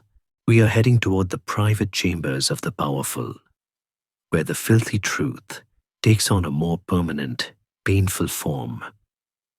We are moving toward the heavy crown of gluttony, where the body finally breaks under the weight of the feast. The heavy tapestries in the Lord's private solar muffle the sounds of the dying feast below, but they cannot stifle the groans of the man who sits within. We are now in the presence of the elite, the 1% of the 13th century, where the filthy truth manifests not as the hollow ache of hunger, but as the agonizing pressure of excess. We see the baron slumped in a chair of carved oak, his leg propped up on a velvet cushion. His great toe is a terrifying shade of purple, swollen and glistening as if it might burst. This is gout, the disease of kings, a crystallized agony born from a diet of pure purines. In a world where the poor die of lack, the rich die of abundance, their joints literally turning into gravel pits because their kidneys cannot keep pace with the river of venison, wine, and organ meats. Historians still argue whether the medieval elite were truly more gluttonous than modern humans, or if their lack of nutritional variety simply made their excesses more visible. To the medieval mind, a large belly was a sign of lordship, a physical manifestation of power, and the ability to command the fruits of the earth. But the biological cost was a slow, systemic decay. The baron's teeth, once his pride, are now a landscape of blackening craters and receding gums. He has developed a taste for subtleties made of pure sugar and almond paste, a luxury that arrived with the Crusades. Without a toothbrush, the sugar has become a feast for bacteria, leading to abscesses that throb with every heartbeat. We see him wince as he takes a sip of wine. The acidity of the fermented grape stings the raw nerves of his mouth. The filthy truth of royal and noble health was often exacerbated by the very people paid to protect it. We see a physician approaching with a silver tray. He does not offer an antibiotic or a painkiller. He offers a digestive made of pulverized emeralds, gold leaf, and a syrup of violet. To the medieval scientist, the more expensive the medicine, the more potent it must be. In reality, the baron is consuming heavy metals and grit, adding further strain to his already struggling liver. The physician also suggests bloodletting to balance the baron's sanguine humor, which has become too hot from the consumption of red meat. As the blade nicks the baron's arm and the dark blood flows into a pewter bowl, we see the ultimate intersection of food and filth. The body is being drained of its life force to compensate for a dinner that was essentially a slow-motion poisoning. A soft, dark humor arises when we look at the ideal noble diet. According to the medical texts of the day, the higher your social status, the lighter your food should be, meaning birds of the air were more suitable for lords than the heavy roots of the earth. This led to a diet almost entirely devoid of fiber. The baron rarely eats a vegetable that hasn't been boiled into a mush and strained through a cloth to remove the coarseness. Consequently, he suffers from chronic, agonizing constipation, a filthy truth that dictated the moods of empires. We can imagine the grumpiness of a king who hasn't had a successful movement in a week, his internal pipes clogged with the remains of a dozen partridges and a gallon of heavy Malmsey wine. The private chambers of the wealthy were not the sanctuaries of cleanliness we might imagine. The baron's close stool, a wooden box with a hole and a pewter pot, is kept in a small alcove called a garderobe. The waste falls directly down a shaft in the castle wall, often splashing into the moat or a cesspool at the base. The smell wafts back up the shaft, filling the bedroom with a permanent, low-grade stench of human waste. In the summer, this attracts flies that move freely between the baron's privy and the fruit platter on his bedside table. Even in the height of luxury, the fecal oral route of infection is a constant, invisible guest. The baron reaches for a candied ginger root, unaware that a fly has just traveled from the castle's bowels to his dessert. We watch as the baron's servant brings him a nightcap, a bowl of hot spiced milk and wine called a posset. It is meant to soothe his nerves and help him sleep. But the milk is unpasteurized, taken from a cow that likely has bovine tuberculosis, and the wine is corrected with lead acetate to take away the sourness. He is drinking a cocktail of pathogens and heavy metal toxins under the guise of comfort. His life is a paradox. He is surrounded by the finest things the world can offer: silk, gold, spices. Yet his internal world is a battlefield of inflammation and infection.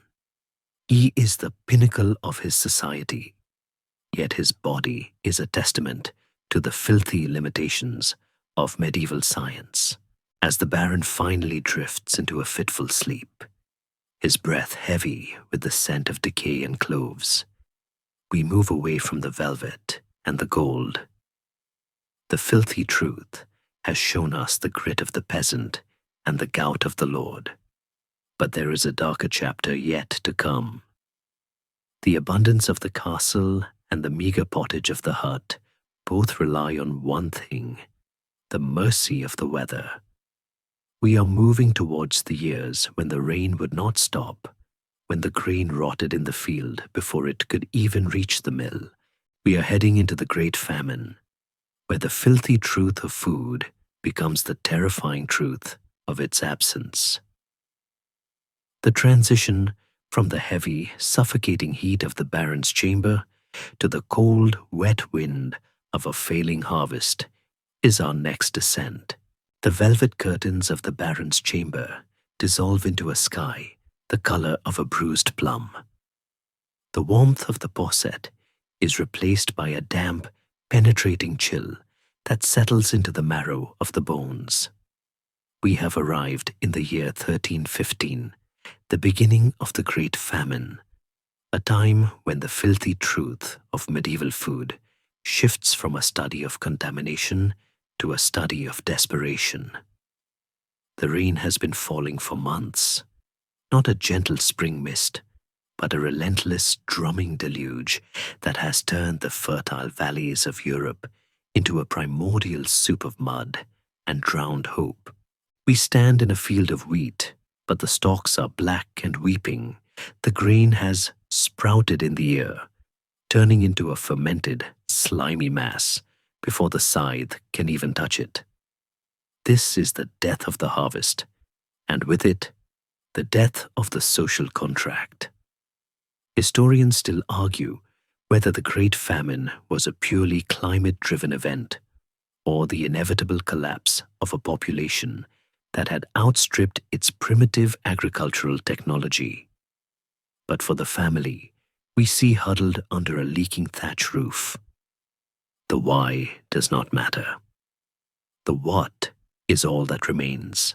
Their granary is empty, save for a few handfuls of moldy rye that carry the purple spurs of ergot we saw before. In normal years, they would have thrown the tainted grain away. Now they grind it with shaking hands. The filthy truth has become a math problem. Is it better to die of starvation today or risk the fire of St. Anthony tomorrow? They bake a small flat cake of ergot-heavy flour. As they eat, we see the father's hands begin to tremble, not from cold, but from the first chemical whispers of the fungus. As the hunger deepens, the definition of food expands into the grotesque. We move into the village lanes, where the pigs we once saw as kings of the street have long since been slaughtered and eaten, their bones boiled until they turn to soft white dust. Now, the people look to the things that live in the shadows. We watch a man trap a rat behind a woodpile. In better times, this creature was a pest to be avoided. Now, it is a precious source of protein. He skins it with a blunt knife, his eyes glazed with a hollow silver light. There is no salt left to preserve it, no spices to mask the flavor of the city's waste. He roasts the small, stringy carcass over a fire of damp green wood that produces more smoke than heat. The smell is a sharp, metallic odor of singed hair and desperation. The filthy truth of the famine also reveals the fragile boundary of human morality. There are whispers in the dark, whispers that historians still debate with a shudder, of the hunger that eats its own. In the darkest corners of the 14th century chronicles, there are accounts of parents watching their children with a predatory gleam, and of travelers who disappeared into wayside inns, never to be seen again. While some scholars believe these stories were hyperbolic cautionary tales, meant to emphasize the horror of the time, The sheer repetition of the accounts suggests a terrifying reality. When the belly is empty for 3 weeks, the soul becomes a secondary organ to the stomach. We see a mother boiling a pot of water with nothing in it but a few handfuls of grass and a piece of old leather harness, trying to trick her children's stomachs into the sensation of fullness. The leather is cured with lime and tannins, poisonous chemicals. But the stomach does not care about chemistry. It only cares about volume. A soft, tragic humor, if it can be called that, lies in the emergency recipes that circulated during these years. People ate the moss from the north side of trees, believing it held the spirit of the forest. They ate clay and famine bread, made of ground-up straw and sawdust. This filler provided no nutrition, but it stopped the agonizing cramping of an empty digestive tract. However, the filthy truth of sawdust bread is that it causes massive internal blockages. We see a child doubled over in the mud, his stomach distended and hard as a drum. He is full, but he is dying of malnutrition. The human body is a furnace that, when denied fuel, begins to burn its own furniture. The muscles, the fat, and eventually the heart itself. The rain continues to fall, a grey curtain that hides the face of God. The cattle are dying of murrain, a mysterious respiratory plague that thrives in the damp. The peasants do not bury the diseased cows. They cannot afford to. They butcher the fevered meat, the flesh streaked with yellow pus and dark hemorrhages. They eat the murrain meat, and within days, the village is struck by a wave of anthrax and enteric fevers. The filthy truth is that the famine didn't just kill through starvation. It killed by forcing the population to become scavengers of the dead. The line between the butcher and the gravedigger has completely vanished. We watch a group of villagers walking towards the local monastery, hoping for a handout from the monks' stores. But the monastery gates are barred. The monks too are hungry, their tithes unpaid and their cellars echoing. The piece of the pot we saw in the peasant's hut has turned into the war of the crust. Violence breaks out over a dropped turnip, a muddy, shriveled thing that would have been hog-feed a year ago. As the sun sets on a world of mud and ribs, we realize that medieval food was a fragile miracle. When the system breaks, the filth is no longer an accidental seasoning. It is the entire menu. The rain finally begins to slacken, but the damage is done. A third of the population is gone, leaving the survivors with a haunted look and a permanent, gnawing anxiety about the next cloud on the horizon. But life, stubborn and rhythmic, continues. The fields must be plowed, and the filthy truth of the harvest must be faced once more. We leave the sodden misery of the famine years and move toward a time of recovery, where the survivors seek to heal their broken bodies with the only medicine they know, the food of the earth, guided by the wisdom of the apothecary. We are moving toward the intersection of the kitchen and the clinic, where the filthy truth is filtered through the lens of medieval science. The grey clouds of the famine years finally part, yielding to a pale, hopeful sun that warms the herb garden of a quiet monastery. We have moved from the desperation of the mud into the orderly, fragrant world of the physic garden. Here, the filthy truth of medieval food is met with a scholarly attempt at purification. We are in the realm of the apothecary, where every bite is a prescription and every ingredient is a weapon against the chaos of the flesh. We see a monk, his hands stained green with the juice of crushed feverfew, carefully sorting leaves on a stone bench. To him, the stomach is not just a bag to be filled, it is a furnace that must be tempered. He is working with the theory of the four humors, the belief that the body is a balance of blood, phlegm, black bile, and yellow bile. Food, in this world, is the primary regulator of these invisible tides. Historians still argue whether medieval herbalism was a primitive precursor to modern pharmacology, or a purely placebo-driven ritual that happened to work because of the sheer resilience of the human spirit. But as we watch the monk brew a digestive for a brother suffering from the windy colic, we see a sophisticated, if biologically misunderstood, system at work. He adds fennel to the pot, an herb we now know has carminative properties that actually reduce gas, and mixes it with honey and hyssop. To the monk, he is adding heat to a cold digestive tract. To us, he is providing a mild antiseptic and a stimulant for the gut. The filthy truth is that while they didn't understand the bacteria in the pottage, they had discovered through 1,000 years of trial and error which plants could help the body survive the onslaught. We move into the monastery's infirmary, where a patient is being fed a restorative jelly. This is not the fruit gelatin of a modern child's lunch. It is a concentrated extract of boiled deer antlers, pig trotters, and calf feet, flavored with rosewater and expensive sugar. It is a shimmering, translucent, wobbling mass that represents the medieval ideal of pure nutrition. Because it is pre-digested by hours of boiling, the physicians believe it can slip directly into the veins without burdening the stomach. The filthy truth of this jelly, however, is that the bones were often not cleaned of their marrow or gristle before boiling.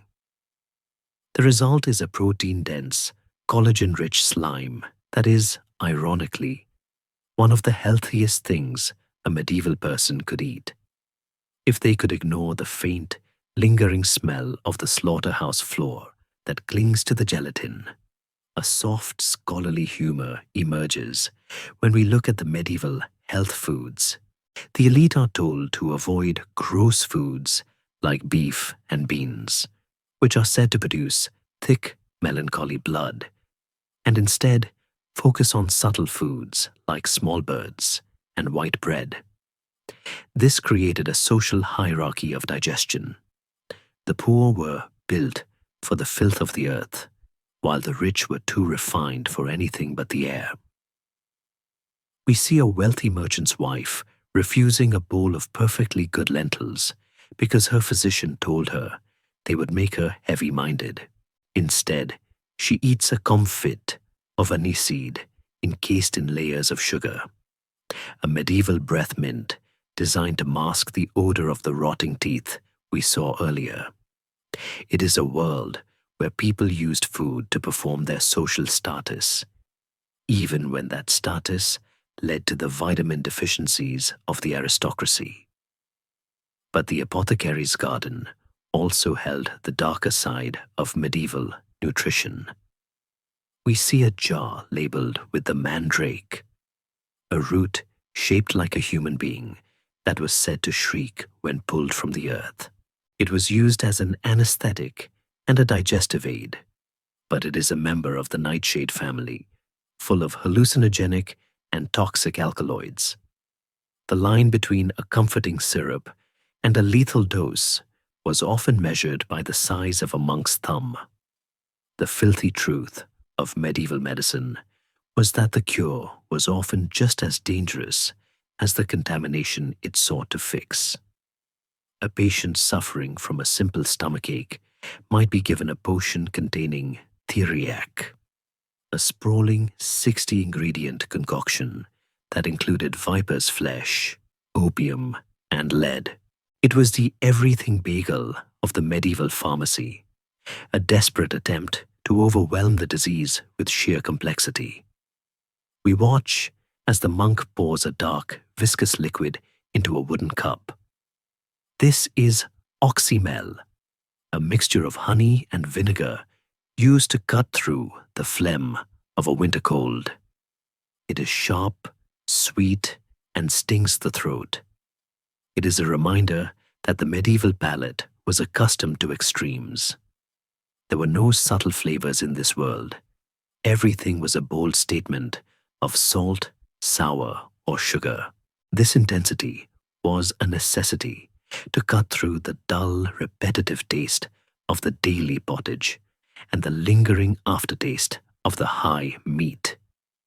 The apothecary was the one person who could turn the filth of a bad diet into a cleansing ritual, using the bitter herbs of the field to scrub the internal organs of their perceived impurities. As the sun begins to set over the monastery walls, the bells for vespers begin to ring, a steady grounding sound that echoes across the valley. The monk packs away his mortars and pestles, wiping the green residue onto his habit. He believes he has done God's work, balancing the humors of his brothers. We see the patients settling into their straw beds, their bellies full of herbal syrups and subtle jellies.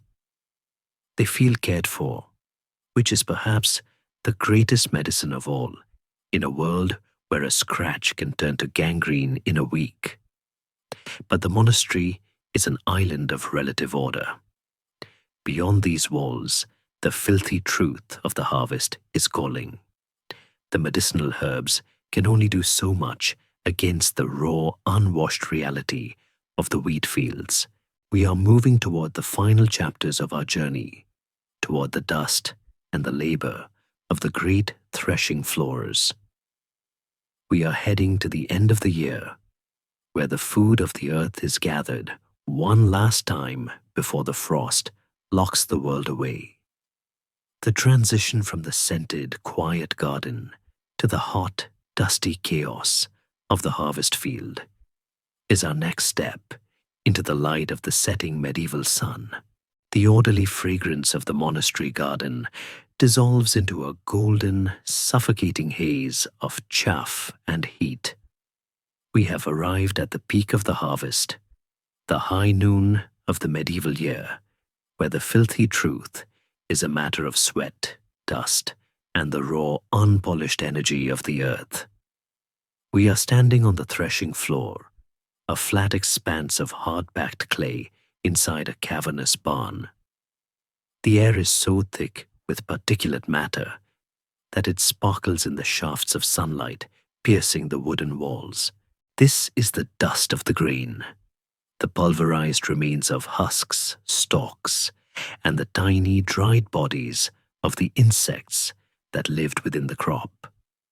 Every person here, from the youngest child to the oldest laborer, is breathing in a fine mist of silica and organic waste. Their lungs are being coated in the very substance they hope to eat. Historians still argue whether the harvest fever, so often mentioned in local records, was a viral infection or simply a massive allergic reaction to the staggering volume of dust and mold spores kicked up during this process. We watch a man swinging a flail, two heavy pieces of wood joined by a leather thong, bringing it down with a rhythmic thud-thud-thud onto the dried wheat. This is how the grain is separated from the stalk. It is a violent, primitive surgery. With every strike, clouds of smut, a black, powdery fungus that infects the wheat, explode into the air. The laborers' faces are masked in a layer of black grime, their sweat carving pale rivers through the soot. They do not wear masks. They do not wash their hands before grabbing a chunk of bread for their midday break. The filthy truth is that by the time the wheat is ready for the mill, it has been seasoned by the skin cells and respiratory droplets of the entire village. A soft, weary humor can be found in the harvest laws. During these weeks, the rules of the social order are slightly relaxed.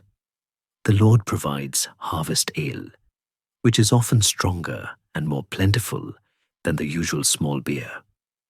We see a group of women winnowing the grain, tossing it into the air so the wind can carry away the lighter chaff, while the heavier grain falls back down.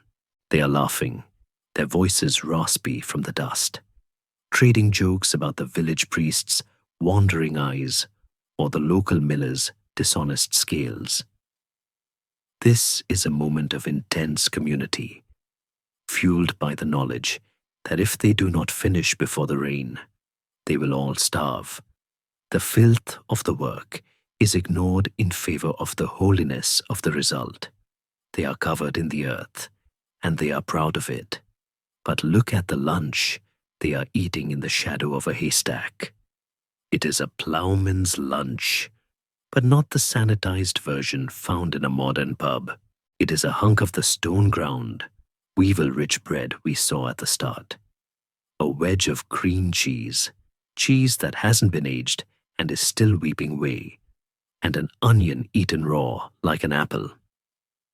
The onion is their only source of freshness, its sharp juice acting as a primitive expectorant for their dust-clogged throats.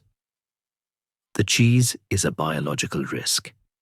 It was made in wooden vats that are never boiled, using rennet taken from the stomach of a slaughtered calf that might have been carrying brucellosis. They eat with hands that have been handling manure-flecked straw all morning. To them, the dirt is just the flavor of the field.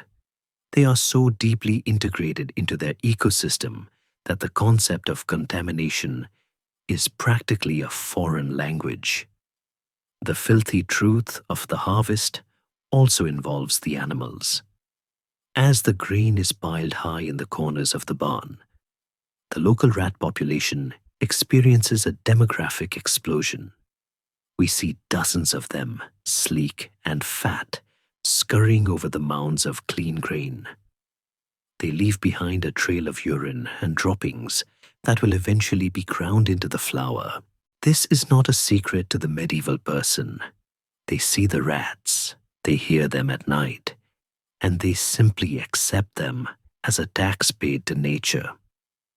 The cats and terriers do their best, but the volume of food is too great. The grain that will become the staff of life for the coming winter is, at its very source, a mixture of seed and sewage. We move from the dusty barn out into the cooling evening air.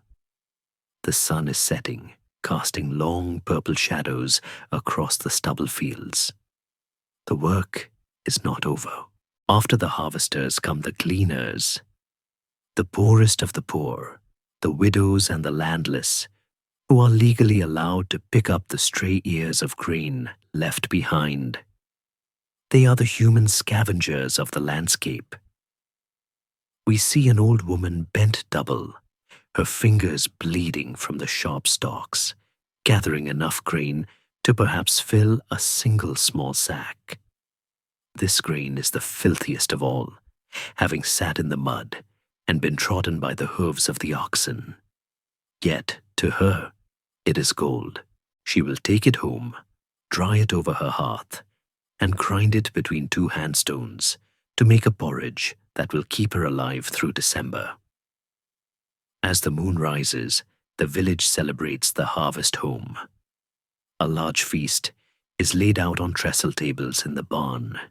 There is roast goose, fatty, greasy, and charred, and bowls of frumenty, a thick porridge of cracked wheat boiled in milk with sugar and spices. It is a heavy, sweet, and comforting meal, a reward for the weeks of lung-burning labor. They drink deep of the harvest ale, the alcohol numbing the aches in their backs and the grit in their eyes. For one night, the filthy truth of their existence is transformed into a triumph. They have outrun the frost. They have filled the granaries. They have defied the famine of years past. We watch them dance in the dust-filtered moonlight, their shadows huge against the barn walls. They look like giants, like survivors of a war. And in a way, they are. They are at the end of the productive year, standing on the threshold of the great sleep.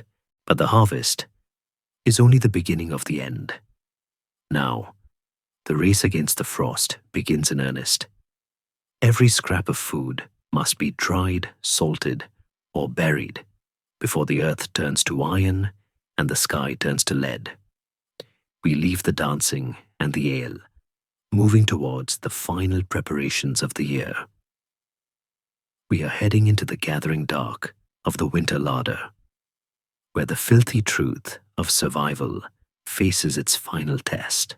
The celebratory echoes of the harvest home fade into a silence so profound it feels heavy, like a wool blanket. We have arrived in the late autumn, the season of the blood month, or blotmonath, as the old calendars called it. This is the time of the final reckoning. The air is crisp, the breath of the villagers visible as small ghosts in the morning light. We are standing in the village square, but the atmosphere is not one of joy. It is one of systematic, necessary slaughter. The filthy truth of the medieval winter is that it is built on a foundation of blood and salt, because there is not enough fodder to keep the entire herd alive through the months of snow. The weakest animals must die now, so the strongest and the humans can live. Historians still argue whether the medieval peasant felt a sense of animal kinship, or if their relationship with their livestock was one of cold, caloric utility. As we watch a family lead their old ox to the butcher's block, the answer lies in the silence. There is no weeping, but there is a grim, prayerful focus.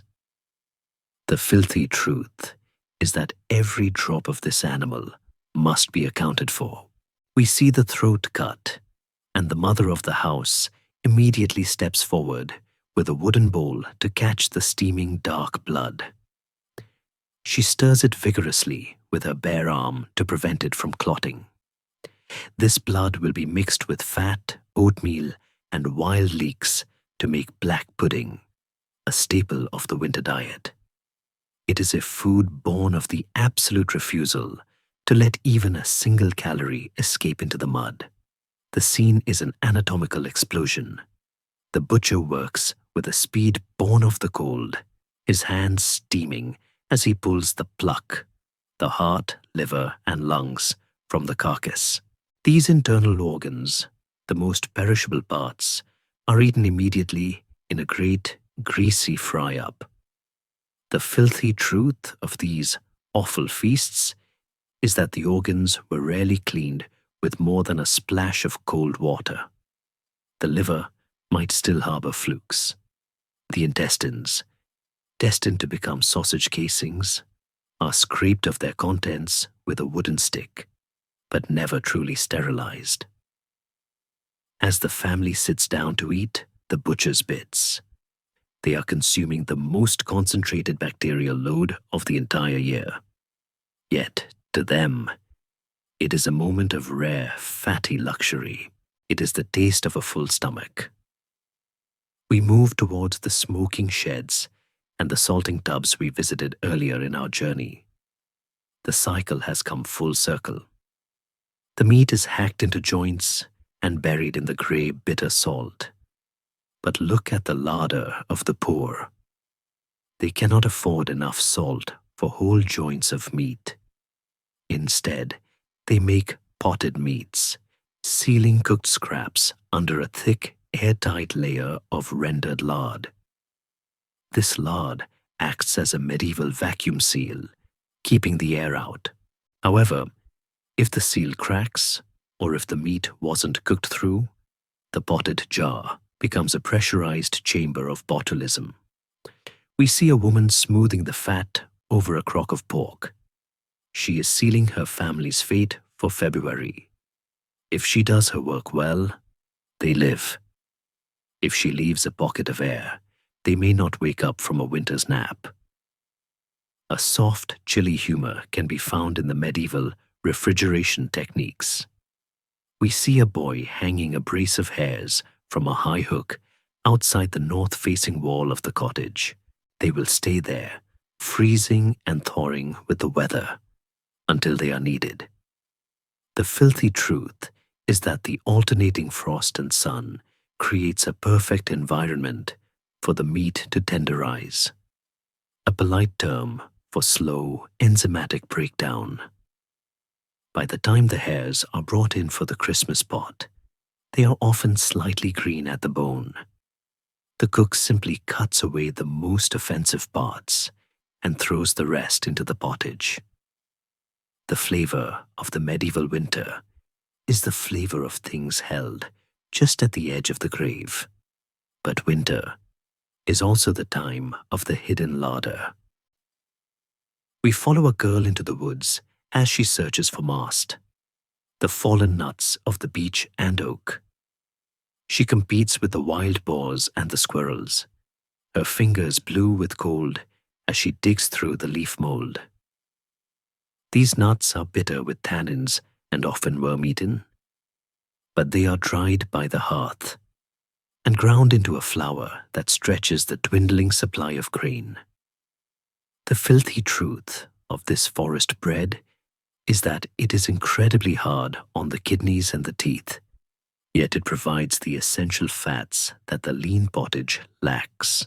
It is the food of the fringe, the diet of those who live between the village and the wild. As the first snow begins to fall, a quiet white shroud covering the blood-stained earth of the slaughter, the village retreats indoors. The filthy truth of their winter life is one of forced intimacy and sensory deprivation. They are trapped in small, smoke-filled rooms with their preserved food, their remaining animals, and each other. The smell of the salted fish, the rancid lard, and the drying herbs creates a thick domestic miasma. They sleep more to conserve energy. They tell stories to forget the hunger that begins to gnaw as the days grow shorter. They are waiting. We watch the last light of the short afternoon fade from the village street. The blood month is over. The larders are as full as they will ever be. The filthy truth has been salted away, dried in the smoke, and buried in the earth. The humans have done everything their primitive science and desperate strength allowed. Now, it is up to the seasons. We are moving towards the end of our journey, toward the final dawn where the history of the plate meets the comfort of the present. We are heading into the deep, quiet heart of the medieval night, where the only thing left to do is survive until the spring. The snow has deepened, muffling the world in a pristine, deceptive white that hides the frozen ruts of the mud and the bones of the blood month. We are standing at the edge of the final transition, the dawn that separates the medieval nightmare from the modern morning. The filthy truth has led us through the grit of the millstone, the hallucinations of the rye, the murky safety of the alehouse, and the salted petrification of the winter larder.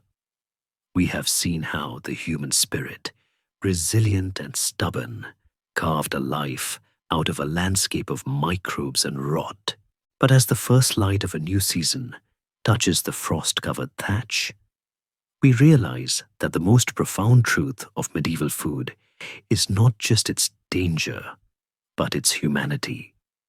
These were not people living in a dark age. They were people living in the only light they had, navigating a biological minefield with courage, prayer, and a deep communal love for the simple act of breaking bread.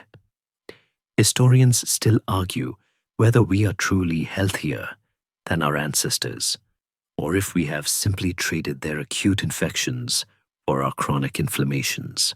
While we no longer fear the ergot in our toast or the bloody flux in our water, we live in a world of sterile disconnect, where the cleanliness of our food often masks a hollow lack of origin. The medieval person knew the name of the pig they ate. They knew the taste of the soil in their leeks. Their filth was a byproduct of their intimacy with the earth.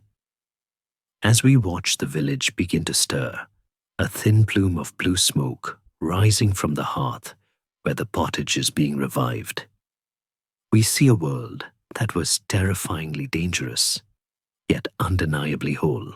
They lived at the mercy of the seasons, but they also lived in step with them.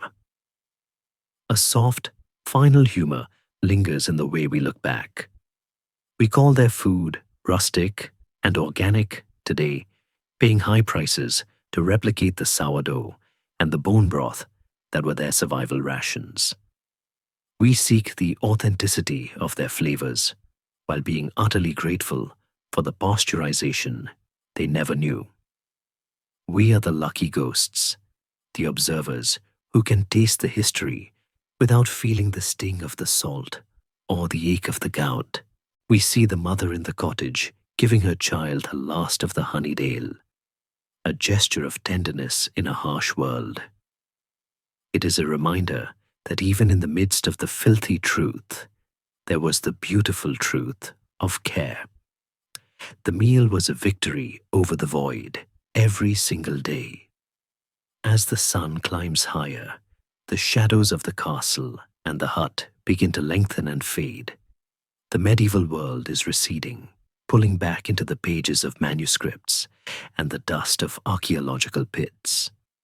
We are returning to the present, drifting away from the scent of wood smoke and the tang of brine. Our journey through the shadows of the palette is ending. We have faced the rot, and we have found the resilience. We have seen the filth, and we have found the feast. The filthy truth is simply the story of how we survived to reach the safety of tonight. The long night of the Middle Ages is over, and the morning is here, clear and cold and safe. The air begins to soften. The sharp smells of the smokehouse and the pigsty are replaced by the neutral, clean air of your own room. The heavy weight of the velvet tapestries and the rough texture of the peasant's wool dissipate. You are back in your own time, in your own bed, protected by the invisible shields of modern science and the comfort of the known. The history of hunger is now just a story, a cinematic lullaby to guide you into a rest that is deep, quiet, and entirely free of risk. The candles of the past have guttered out, leaving only the warmth of the hearth in your mind. Now, let the world go quiet. Let the centuries settle like fallen leaves. The story has reached its end, and the characters have all found their rest. The great cycle of the harvest and the hearth is complete. Feel the stillness of the air around you, the steady rhythm of your own breath, and the absolute peace of the present moment. You are safe. You are warm. You are fed. The long journey is over, and the only thing left to do is drift. The light of the story fades now, turning from the gold of the harvest to the soft, pale blue of a dream. As you lie there, let the details of the medieval world, the clinking of the mugs, the crackle of the salt, the distant lowing of the cattle, turn into a gentle, rhythmic hum. This hum is the sound of time itself, moving slowly, carrying you away from the grit and the grime of the old world into the soft, weightless embrace of sleep. Your mind is a calm sea, and the history we've shared is a ship sailing over the horizon, disappearing into the mist where all stories go to rest. There are no more dangers to navigate, no more filthy truths to uncover. There is only the quiet, the dark, and the deep, restorative promise of the night. Sleep now, knowing that the world is well, the pantry is full, and the morning will wait as long as you need it to. Sweet dreams.